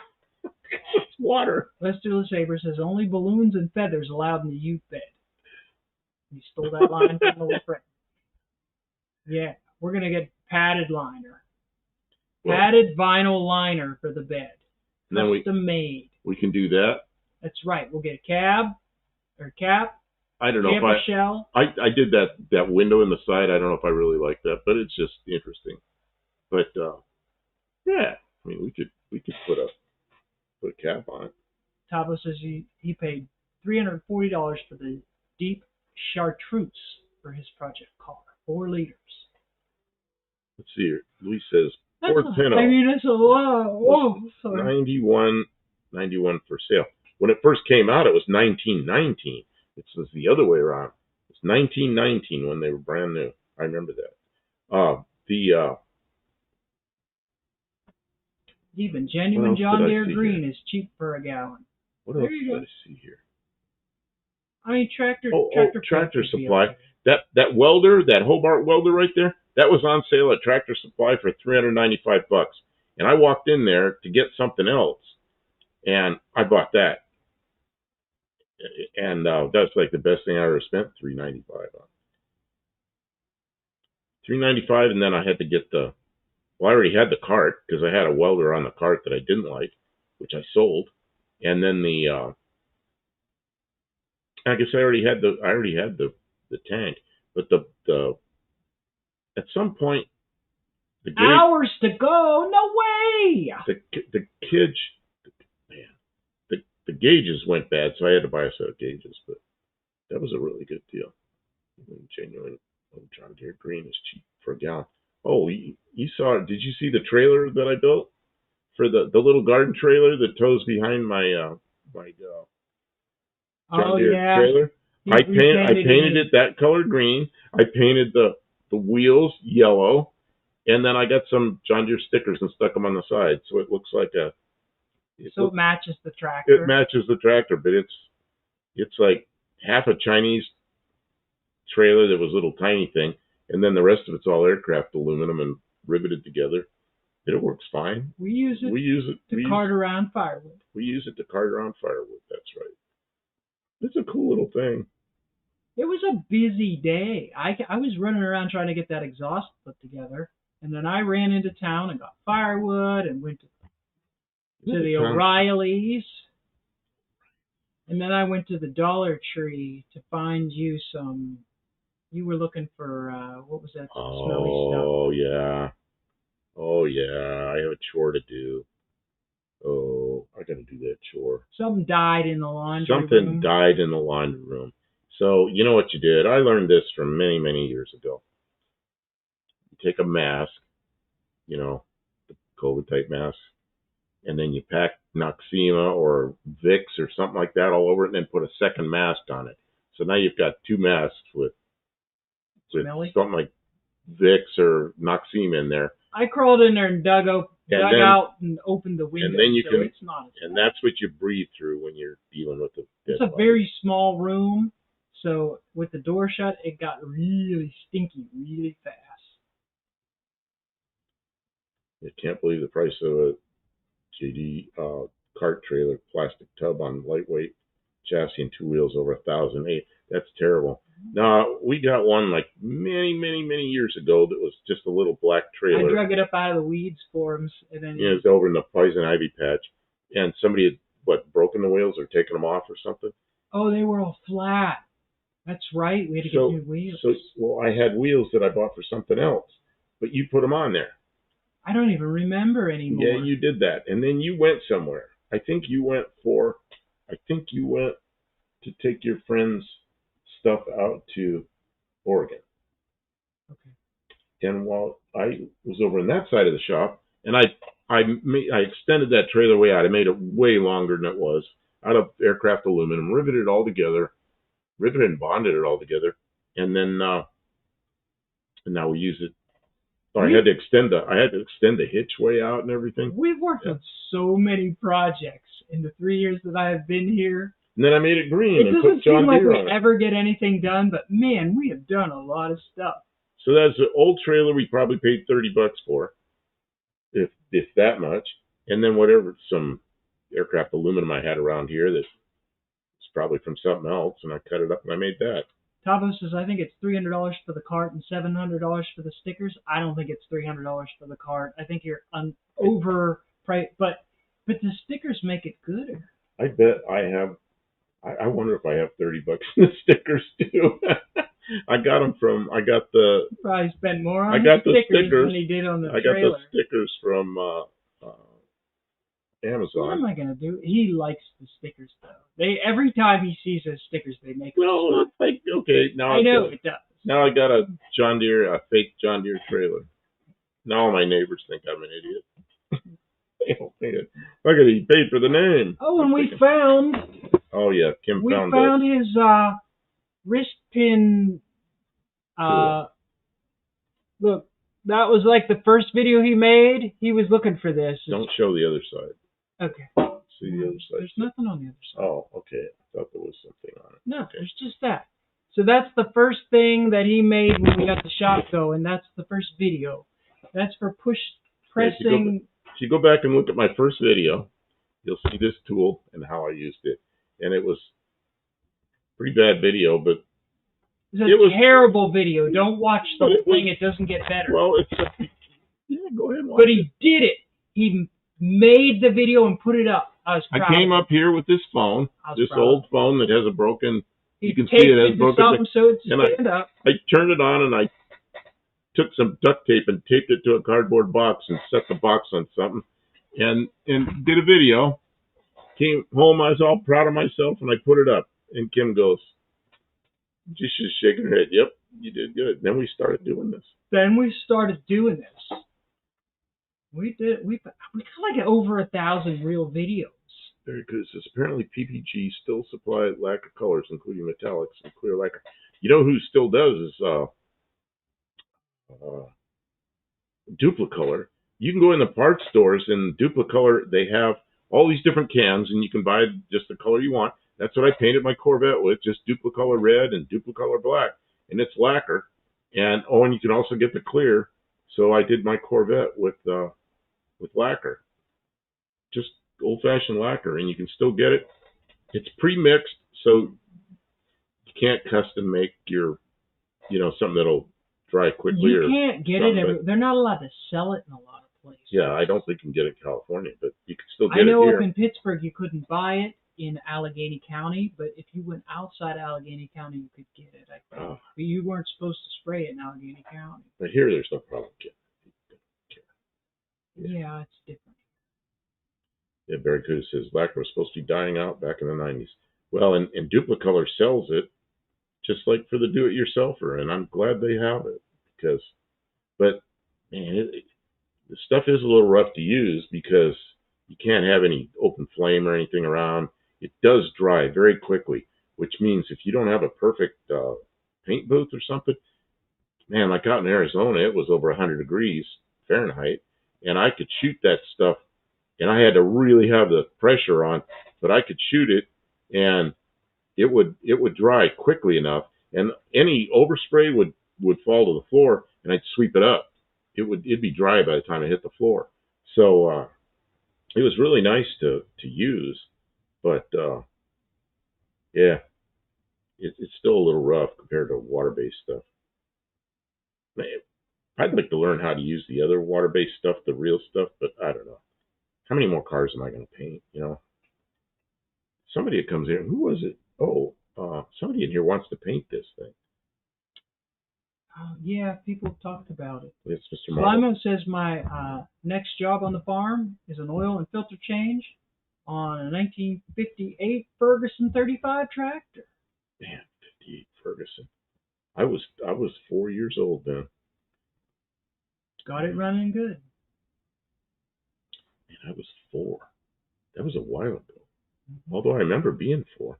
We took a trip. We lived in California. And my father he bought a 56 Ford station wagon, new. So it was 2 years old. Summer of 58. Family piled in that thing. Mom and Dad, 3 kids. And we went to Florida to see my grandparents. And then we went up to Pennsylvania to see my other grandparents. And while we were there, I remember my grandfather had a farm. So I got to ride on the tractor. I got to ride it. First time I rode in a pickup truck. I remember somebody pulled up and everybody's going, ooh, what kind of car is that? And somebody said it's a Pontiac. And I'd never heard of a Pontiac before, but I remembered that. I was 4. So I remember somebody pulled up in a new Pontiac. And then we went to Wisconsin to see my cousins, then back to California. And my father said by the time he put new tires on that car before we left California, it was 8,000 miles. He said by the time he got home, those tires were baloney skins, and he was really worried about them. And so that's how long tires lasted back then. My father wasn't a burnout kind of guy. He drove like an old man, even when he was a young man. So, yeah, tires were good for about 8,000 miles, probably less than that. But I remember 1958 real well because my grandfather's farm. And I don't know what kind of tractor I rode on. Could have been a Ferguson. But it was probably something older. So I remember riding him. I don't know what he farmed. I know what he farmed. What were we talking about growing today? Mushrooms. Oh. He had some animals, but I don't know what he did with the animals. But mostly what he farmed was manure for mushrooms. That's right. Yeah. He used to sell manure for mushrooms. My mother said he's up there in the back of a flatbed truck, standing in the manure at the auction, going, "Clean enough to eat." He'd sell all his manure. Manure to grow mushrooms, and that's when I decided I didn't like mushrooms. But if you wash them, they're okay. Man, Kim bought mushrooms the other day. I got them from the Aldi. She brought them home, and I don't really eat mushrooms very often. I used to when I was young. I used to dip them in dip and eat them like potato chips. But I kind of quit eating them, and I don't like them cooked and stuff. So she brought the mushrooms home, and you want one, and I tried one. I said, man, this is good. I think I ate all of them. I ate all the rest of them. They were good.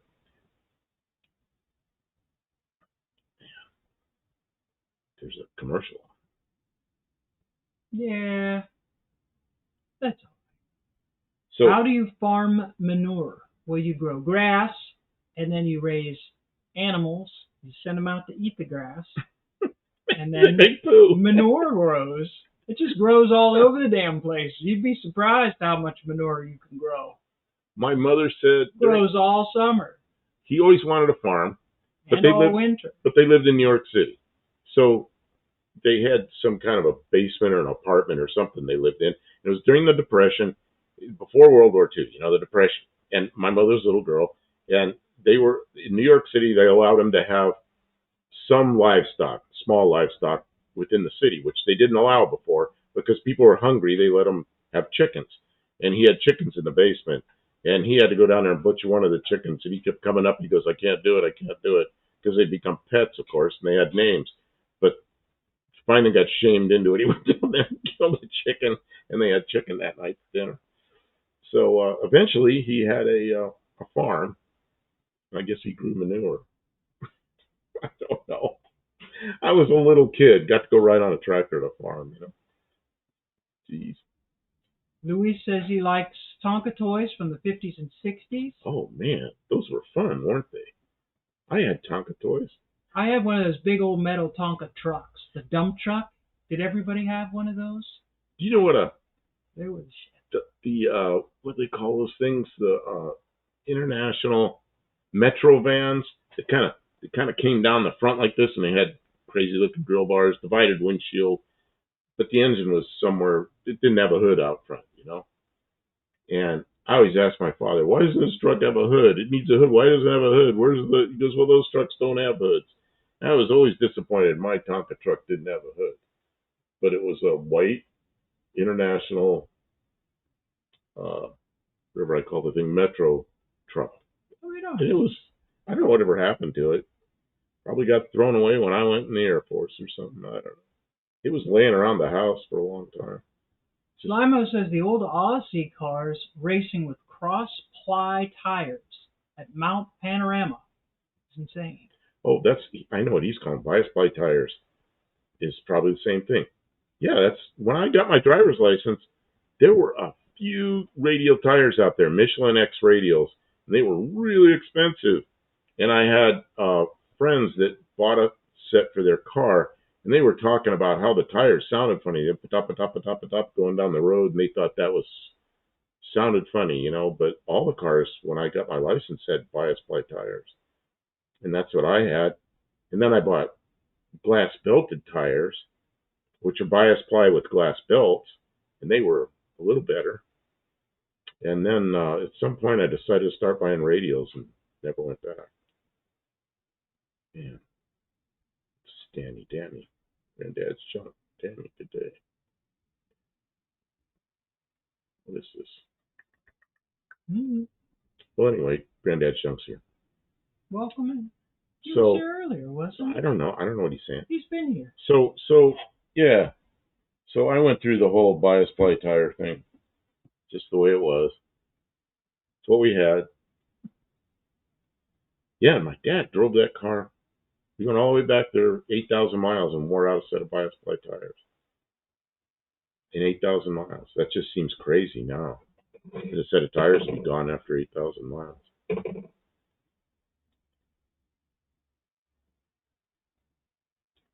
So what are we doing here?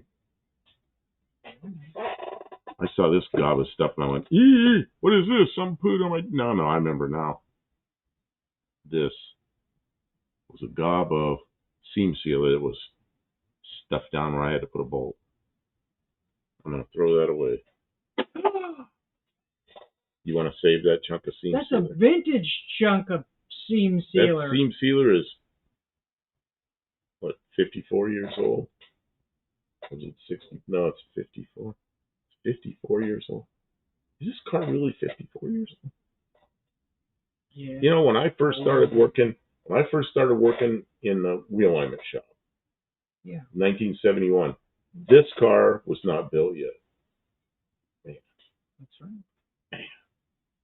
Daniel Morrissey was born in 71.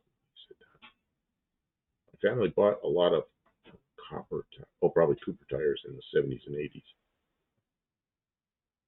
Mm-hmm. I'm starting to get a migraine again. I get migraines. They're not. I don't feel it as a headache. It's a vision problem, and I can feel it. Can feel it. Yeah, you were struggling earlier. Yeah, today. I had a real hard time earlier, but I was feeling a lot better. Society Lister. She was. Can you read that? Because I can't read it. He said she was only the farmer's daughter, but all the horsemen knew her. Uh-oh.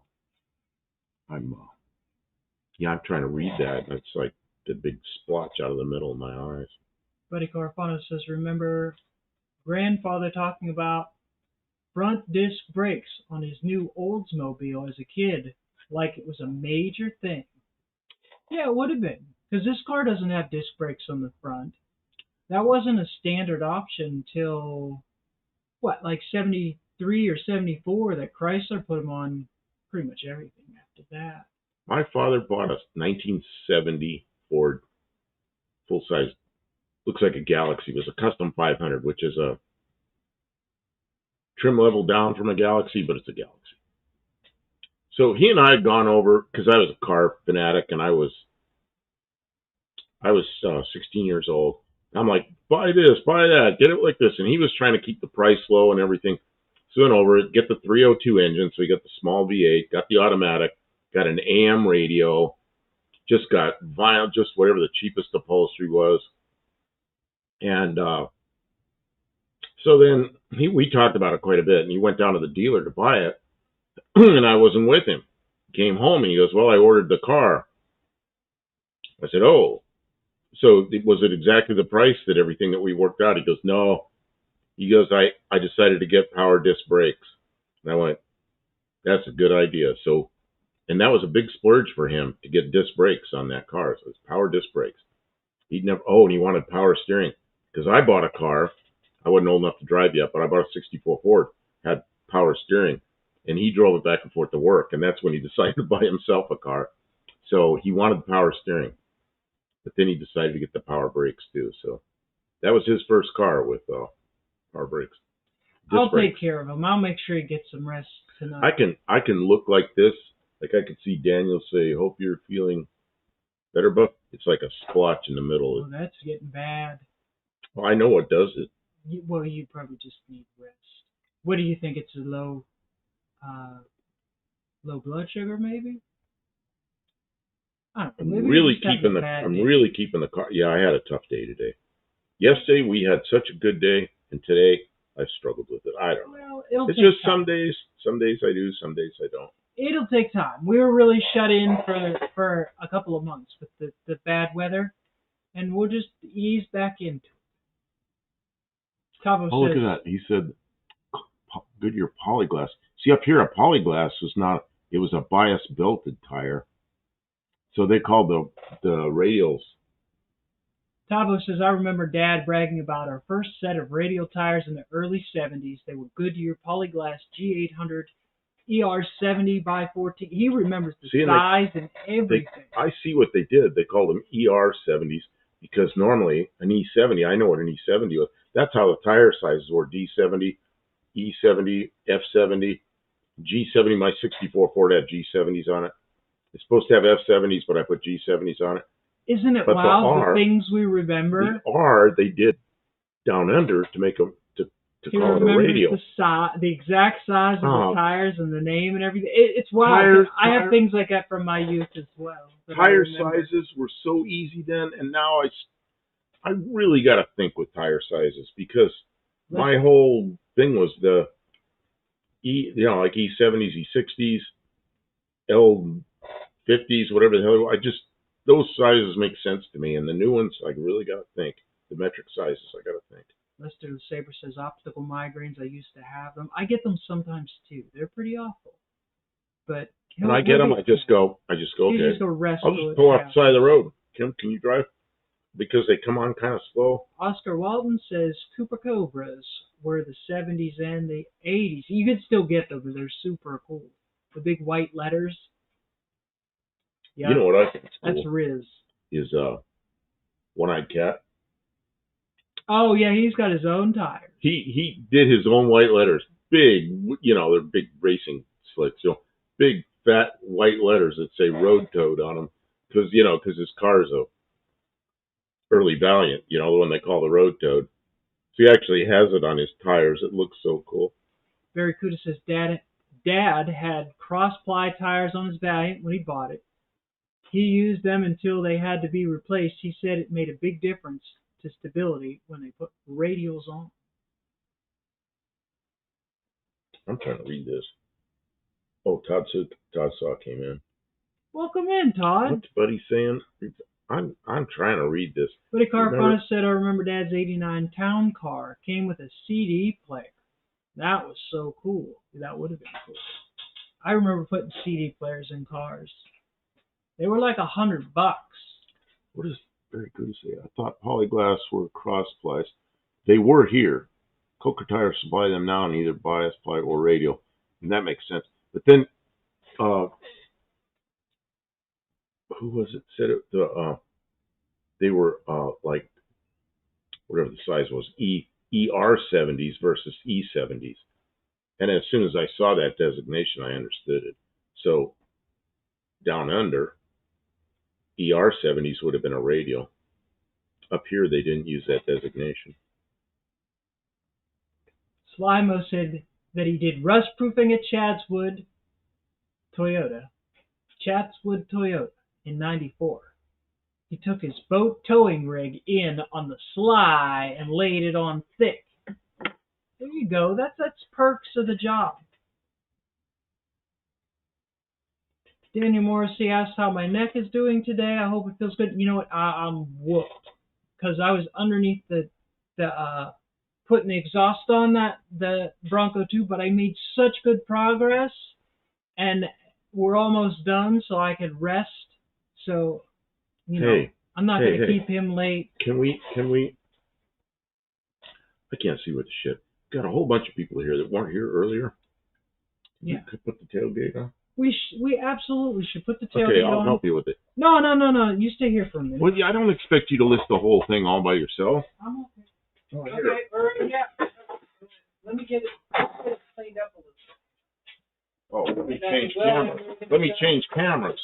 Yeah. Oh, I think I can see good enough to do this. I can't believe it's so bad. Oh, no, it's pointed at a really crazy way. Yeah, it's not pointed there yet, because I was doing other things. But we'll get it. Okay, we'll get this squared away. Let me get the camera here. It's pointing the wrong direction. Here we go.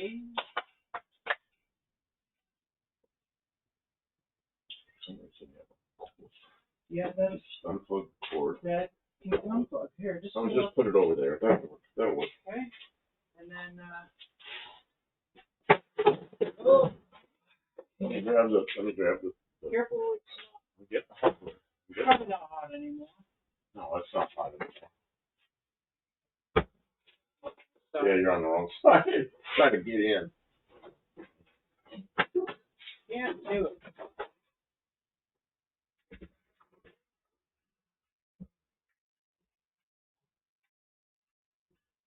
I'm trying to do this by feel because I can't see any.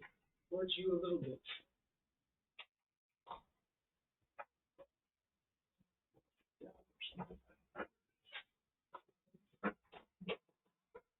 That's good. Yeah. I'll let you do that. All right.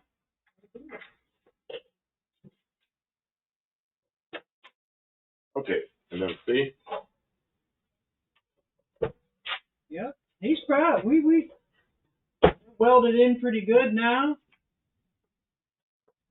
Yeah, I felt good about that. That it actually works. Okay, back to this window. Or window after this camera. There you go. That's our big. Oh, that's our big. Braden popped in. Hey, Braden. Buddy Carfana says, Mom's 76 Granada's first family car that had air conditioning. Yeah, air conditioning. My dad's, that 1970 Ford, he got air conditioning in that thing too. First car he ever had with AC.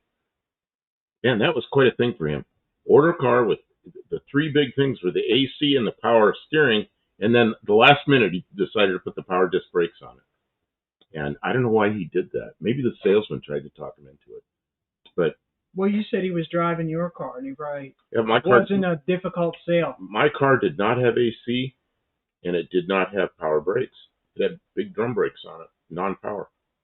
Oh, but it had power steering. Power steering. That's what. When he drove my car, well, see, I bought this car, and then because I had been saving my money for 3 years with a paper route, so it was at the Dodge dealer. It was a '64 Ford Galaxy. So we went down there. I went down with my father, and he drove it home for me because I didn't have a driver's license. And then he says, "Can I take it to work?" I go, "Yeah, drive it to work." So, because he had a '57 Ford. My father had a '57 Ford four-door station wagon, 3-speed on the tree. An old worn-out car he bought for $200, and that was his car, you know. So then he started driving my car back and forth to work, and he did that for about 2 weeks. And he goes, "Man," he goes, "Look at this, look at this." He just turned the steering wheel with one hand, one finger, you know. And he went and ordered himself a car. So he had that 1970 Ford after that. He drove that car, I think until '82. Barracuda said he recently bought 14 by 205 millimeter tires for the front of the Valiant. They're reasonably wide and cheap. Anything over 205 is expensive. We got to get tires for this. That might be the size. Should I tell a story about my father buying his next car? In a minute. Let me catch up on chat. Because it's pretty funny. Todd Saul, I'll bet if you remember the 4-track players, they were before the 8-track. I don't sure know that do. I ever had a 4. I had 8-track players, but never a 4. I remember 4-track. In fact, I've got pictures of the differences because I wanted to do a video on it. Really? So you can see the difference between a 4-track and 8-track. Because if you're not paying attention, you don't know, you'd mistake one for the other. But they are different. Yeah. What happens if you put an 8-track in a 4-track player? It won't go because there's a pulley that goes the pinch roller is part of the machine. Yeah. And the 8-track, it's part of the tape. So that pinch roller would have to go up in the place that it's already in the tape. Oh, and it wouldn't let it go. It wouldn't let it go. Yeah. Oh, there you go. You know, I might have had them wrong at one point and not even realize. Yeah, and the tape won't go in. What the hell is this? Okay, so my Dr. Goes here. Hey, what's he saying? You want an AC costs over $600. Upgrading from a slant 6 to 310 costs only $64. Yeah, because you're not getting this. You're not getting the 6. You're only getting the 8. Wow, that is a pretty good deal. Okay. So after the 1970 Ford, here we are, 12 years later, 1982. My father decides he wants another new car, and now there's a big Ford dealer. Used to be a little dealer downtown. Now it's a big old Ford dealer out by the highway, one of the big ones. And right next to it is the Honda dealer. So my father goes over, because he always bought Fords. He goes over there to buy a new Ford. But he doesn't know anything about cars, so he goes to the salesman. The salesman comes walking out, and he says, "I want to buy a car." Of course, my father had made good money, and he probably would just pay cash for it, you know. So he wants a new car. And he goes, "But I have a Galaxy now, and I want something like that." And the salesman goes, "We're giving away free hot dogs over here. Come on over and give us free hot dogs." And he goes, my dad's like, "I don't really want a hot dog. I want to buy a car." He goes, "But we got these free hot dogs." And he starts walking over there. So my father's standing there by the cars. And this guy walks over to where they're cooking the hot dogs, and he's getting hot dogs. My father's watching this, you know, and he's like shaking his head. And there's some plants. There's some like little hedge or something between the Ford dealer and the Honda dealer. So my father crawls through the bushes over the Honda dealer. And he's telling the guy about the Honda. He goes, "I want to buy a car, and this idiot's over there just wants to give me hot dogs." So the Honda dealer shows him a car, and he shows him a new Honda Accord. And my father really liked the Accord. They went for a ride in it, came back, and he paid cash for the Honda Accord and drove it home. So if you're an idiot with selling cars and you think you're giving away hot dogs, you lost the sale. I always hope that guy's watching this. He's probably long gone. I don't think it'll ever happen. He's probably long gone. Daniel Morrissey says, "I still have my 8-track from the 70s. Yeah. As you should. Why would you get rid of it?" You know what I have? An 8-track. Yeah. The one I took out of the non-working one that came out of my Mercury Zephyr. It was a factory 8-track.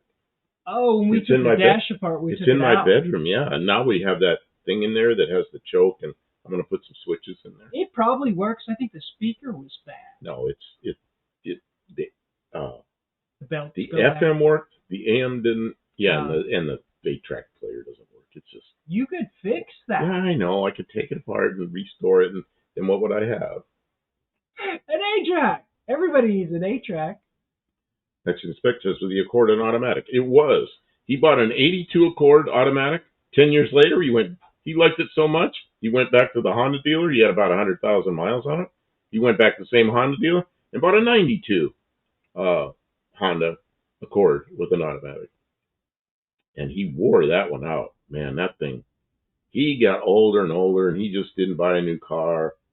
And that thing had like 190,000 miles on it.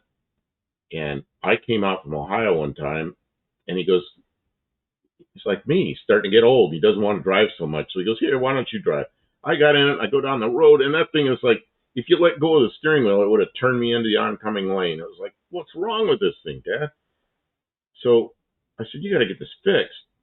So he went and he got wheel alignment, got some stuff fixed the front end. He goes, oh, it's so much better. It goes straight. Oh, and he put tires on it. He goes, it just, you can let go of it. It goes straight. I go, that's how it's supposed to be. So then, then he married my stepmom. You know my stepmom because she lives here now. So they went. Well, not here, but in Clarksville. In Clarksville, yeah, she lives in Tennessee. So they went to the Ford dealer and bought a Ford Taurus, an 04 Ford Taurus. And they drove that for quite a while. And so that was the end of his Hondas. But, yeah, he liked those Hondas. Nothing wrong with an Accord, that's right. Accord was, it was a pretty nice car. I liked when the Accord first came out, I liked them from them all the way up to, I don't know, and I probably still like them. I haven't driven a new one, but I'm sure they drive nice. I had a Honda. I had a 79 Civic that was, it was a trade with a bunch of stuff. We valued it at $300. You can imagine what it was like. So it was smashed in the front end. Somebody wrecked it, and then he took a ball peen hammer and straightened it out. So the whole front end was straightened out with a ball peen hammer. So it looked like a bag of walnuts. And it was silver. I used to laugh. I'd tell people, yeah, you'll see it coming. It looks like a silver bag of walnuts. And I drove that thing around for a couple of years. I drove it to Ohio. Got rid of it. Got a Fairmont. Josh says good plan, get lunch at the Ford dealership, buy a car at the Honda dealership. I mean, if they're selling, if that's the way what they want, they just want to sell. My father's like that day. My father was like, I had money, I was ready to buy a car, and this guy, all he wanted to do was go over there where the hot dogs were, trying to give me hot dogs, get me interested in the car because I already wanted a car. I had a Nissan dealership send me away one time. I drove in there with my Nissan Stanza. It was rough. And I wanted to get a new car. I was like, I'm getting a new car. I was young and foolish, right? And I go to the Nissan dealer because I liked the Nissan, but it was messed up and I couldn't get it to pass inspection. I could have got it to, but I didn't. It didn't pass inspection. I had to do. Anyways. Next inspection. I go to a Nissan dealer. They were not. They didn't want to sell me a car. They were really weird.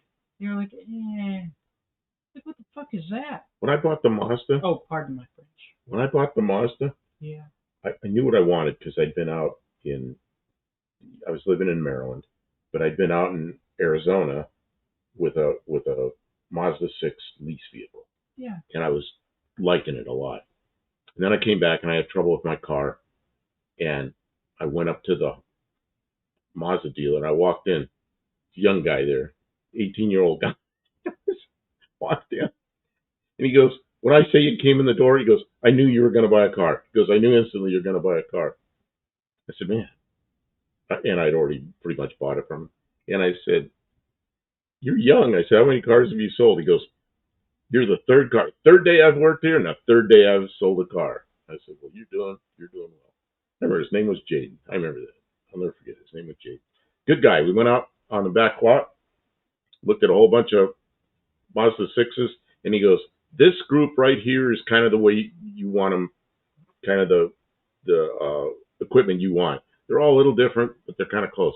And I looked and I said, man, that's the one I want. It was bright red metallic. It's like, oh man, that's it. And I went, nah, the cops are going to be paying attention to me every second. And the one next to it was kind of a dark grayish, one of these colors that changes a little bit. It had a sunroof, and I really didn't want the sunroof, but I go, I don't really want the sunroof. He goes, we'll give you that. And I said, okay, I'll take this one. So I got that one. That's the one I had until it got red. Mexican Spec and Granddad's Junk have determined that the guy who owned the Ford dealership also owned the Honda dealership, and they were trying to sell Hondas that day. No, so they intentionally drove him over and drove him away.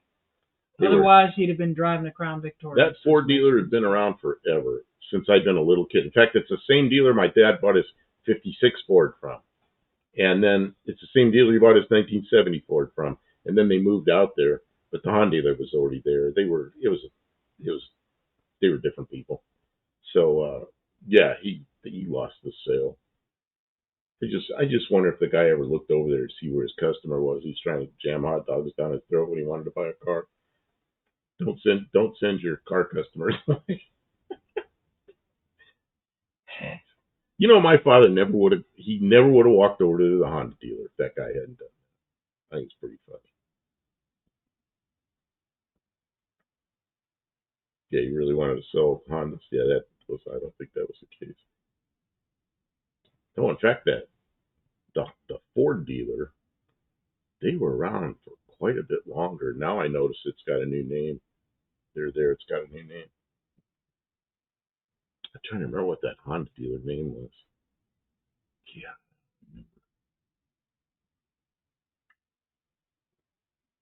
I see a lot of classic. That's in 60s and early 70s country. Western 8-tracks. Oh, yeah, the 8-tracks. They didn't get used too much, so they've lasted this long. Dr. Ghost says, when I was 19, I asked my grandma to come with me to the dealership that she bought from for about 45 years, so they would take me seriously, and also they would let you test drive with a mature adult. I told you about Carl. Let's see. We just had 8 hot dogs. He didn't want hot dogs. He wanted a car. What that car dealer to buy a car?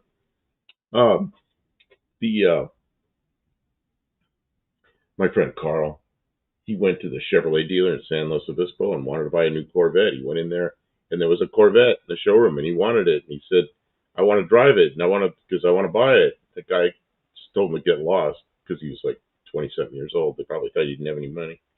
And they wouldn't even talk to him.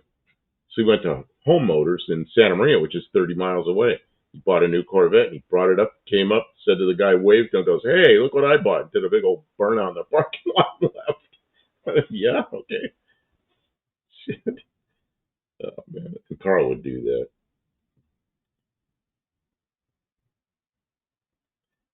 So Stick says, I have a lot of tapes that don't play her.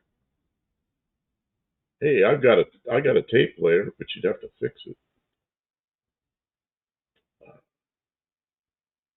Man, there was a thing. I knew a girl down the street from me had a thing called a 12-track player, and I was just reading about those, and what it is an 8-track and 4-track. So you can use either tape in it. It'll pop the thing up in there to make it work like a 4-track, which is the 4-tracks were.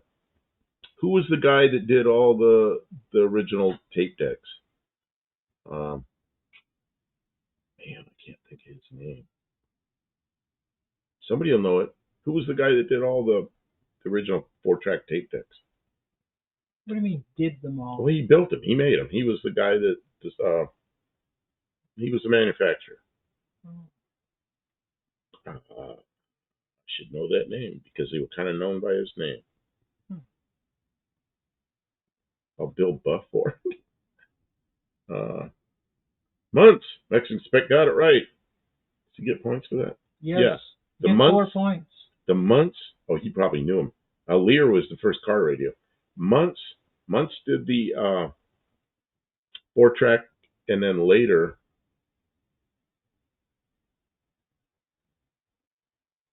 What is this? Ford rules. You taking off? I think that's what he means. Later, Buff Kim. And then he said Marantz. It was months. And he also built a car called the Muntz Jet, which is a little 2-seat sports car back in the early 50s. The Muntz Jet. Hey, if it happens because of his channel, I'm not sure what's going on there. But Tony sent me a hoodie and it was $80 US for shipping. Oh God. You said that was a really nice thick sweatshirt. Was that a special one for you, or is that what he does? I should go. I want one of those. Daniel Morrissey says Bill Lear. Bill Lear did the was the first car radio, and he did a lot of aircraft stuff. Let's see here. Mexican Spec says my dad knew Earl Madman. That's right, Madman. They called him Madman Muntz. Or he called himself Madman Muntz.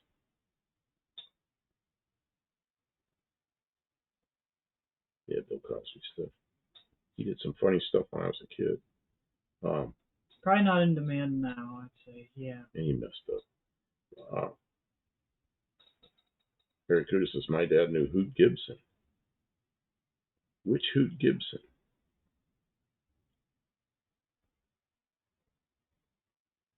There were a bunch of them. Hoot Gibsons. There was an astronaut named Hoot Gibson. There was an airline pilot named Hoot Gibson that just about crashed his airplane, but he saved it. And then there was the original Hoot Gibson. Who says Bill Hader? I don't know who Bill Hader is. I'm still having a little trouble, but I'm Mexican Spec said Kathy had them made for me, Zero, and Fubar. You know what? They may have made them. I know at the old shop they had the silk screening equipment. They were making that stuff by hand. It was either Kathy or what was his daughter's? What's Tony's daughter's name? That's Crystal. Crystal was doing a lot of the screen Crystal was always in there doing. When we were down there, she would be printing out the hoodies and T-shirts. So. Dr. Go says, I totaled a Honda Civic. And you totaled more than one car? Totaled a Honda Civic that was driving by a drunk driver who pulled out in front of me riding a motorcycle. T-bones the car, totaled the bike. Not a good day. He crossed the highway and hit him. 50 plus. Whoa! It's never good. Yeah, I don't think they make a lot of sweatshirts. They probably made them special. Kathy had someone else make them. See, Mexican. Yeah, no, I think Kathy has to take it easy. I'm really having a hard time reading. I'm starting to get better, but I know I'm missing stuff. I skipped over something. No, I saw where he said it cost him $80 or something. He doesn't care about paying for shipping of your gift. Bob is generous. He doesn't care about the cost. What did we ship? We didn't ship anything going after it. I don't know. Todd has something planned, and we missed his. Everything I've dealt with Mexican Spec came this direction. Mexican Spec has sent me stuff more than once. Always does what he says he's going to do. Always has tracking, and it always works until now. So what's going on, Mexican Spec, now? Are you able to ship stuff yet? Or they took the tariffs away and they still don't know how to ship stuff? What a screwed up mess. Man. They can't make any money with tariffs when they don't allow you to just pay the tariff. Buddy Carafano says I have a new record player for a car in a Ford box bought for $5 at tag sale. I mean, it's one heck of a cool curiosity, but you're never going to use a record player in a car. Record player for a car. Yeah, it's like a lathe. You got pressure that holds the needle in. I don't know. Tabo says he's having problems with his head too. All right, take it easy, Tabo. Thank you so much for coming in. Is he taking off? Yeah. Okay. Yeah, thanks for being here. Dr. Go says he only has 3 or 4 of his 9 lives left. Yeah, well, be careful use with them that. wisely, Dr. Go. I know a couple people ran out of their 9 lives. And I used to say, they have 9 lives, and They Yeah. used every one. they used every one of them. What was that? Mexican spec. Oh, that's no, some- but it looks look cool at at a this. car show. Yeah, There's some yeah, kind absolutely. of a bug over here. I don't know what it is. A What is bug. that? What is that? Where? Right there. I don't know where you're pointing. I'm pointing right at the end of my finger. He's like You're right in front of me. I can't see it. Look around me. Oh, is it a stink bug? No, it's some kind of a fly-looking thing. I don't know what it is. It's a stink bug from here. It's a stink bug. His wings are out. Oh. Stink bug. Stank bug. Yeah, he's making buzzing noises. I've never seen that. I think we should wrap it up. We and should take wrap home. it up. Yeah, you're gonna have to guide me home. I'll probably be okay. Do you know where your radio is? Because you brought it up here earlier. If it's not that one, then it's over on the press. It's not that one. It's over on the break. It's fine. It's on the break. Okay, so Guys, I think I should take him home so he can get some rest. His vision's giving him fits. it's getting better. It's better than what, but it's still messed up. Still, I think it's too When I'm much. looking over there, see that 30 right there? It tells how many Today people. was a rough day. That 30 is out of focus. Well, we'll try again tomorrow, and we'll be back Saturday We'll night. be back on Saturday for sure. Mexican Spec will be streaming on Saturday afternoon, I believe. I don't know. Plug Oh, anything you got going, Dr. Mexican Go Spec. says- Let us know. Dr. Go says, I know those 4 are very precious because we have lost 6 people in the last 3 weeks, and 5 are younger than me. I'm Yep. sorry you're going through it. And we lost a couple of airline pilots that are young guys. They were, age 30, and I don't know. I saw the pictures. One of them was 30, and the other one was like the same age. Yeah, they just wrong place at the wrong time. Mistake. Pretty sad. Okay. So Everybody get some rest. Daniel Morrissey's not saying to hang around for another couple hours. Try. He usually does. That's right. He knows it's time to get some rest. Oh yeah, and Saturday Mexican Spec's going to be live at 2 p.m. Pacific. Pacific time. And then again on Sunday, late Sunday night, after Dead Dodge Garage. Keep on watching for Mexican Spec. He usually comes on. Do you come on right after Dead Dodge Garage or just fixed time? 87:15 on Sunday night. That's a time? Okay. All right. It's great to have everybody. Thank you for being here. You've made it to the end. I award you an additional 3 points for sticking it out. Thanks everybody for conversation and comments, keeping us going. We got a little bit done, and that's how it goes. We got a tailgate that hinges, which is a big bonus. Great success. I like that. And we'll see you guys Saturday. Good night, everybody. I'll try and get a video out this week too, okay? Oh yeah, 2 bucks.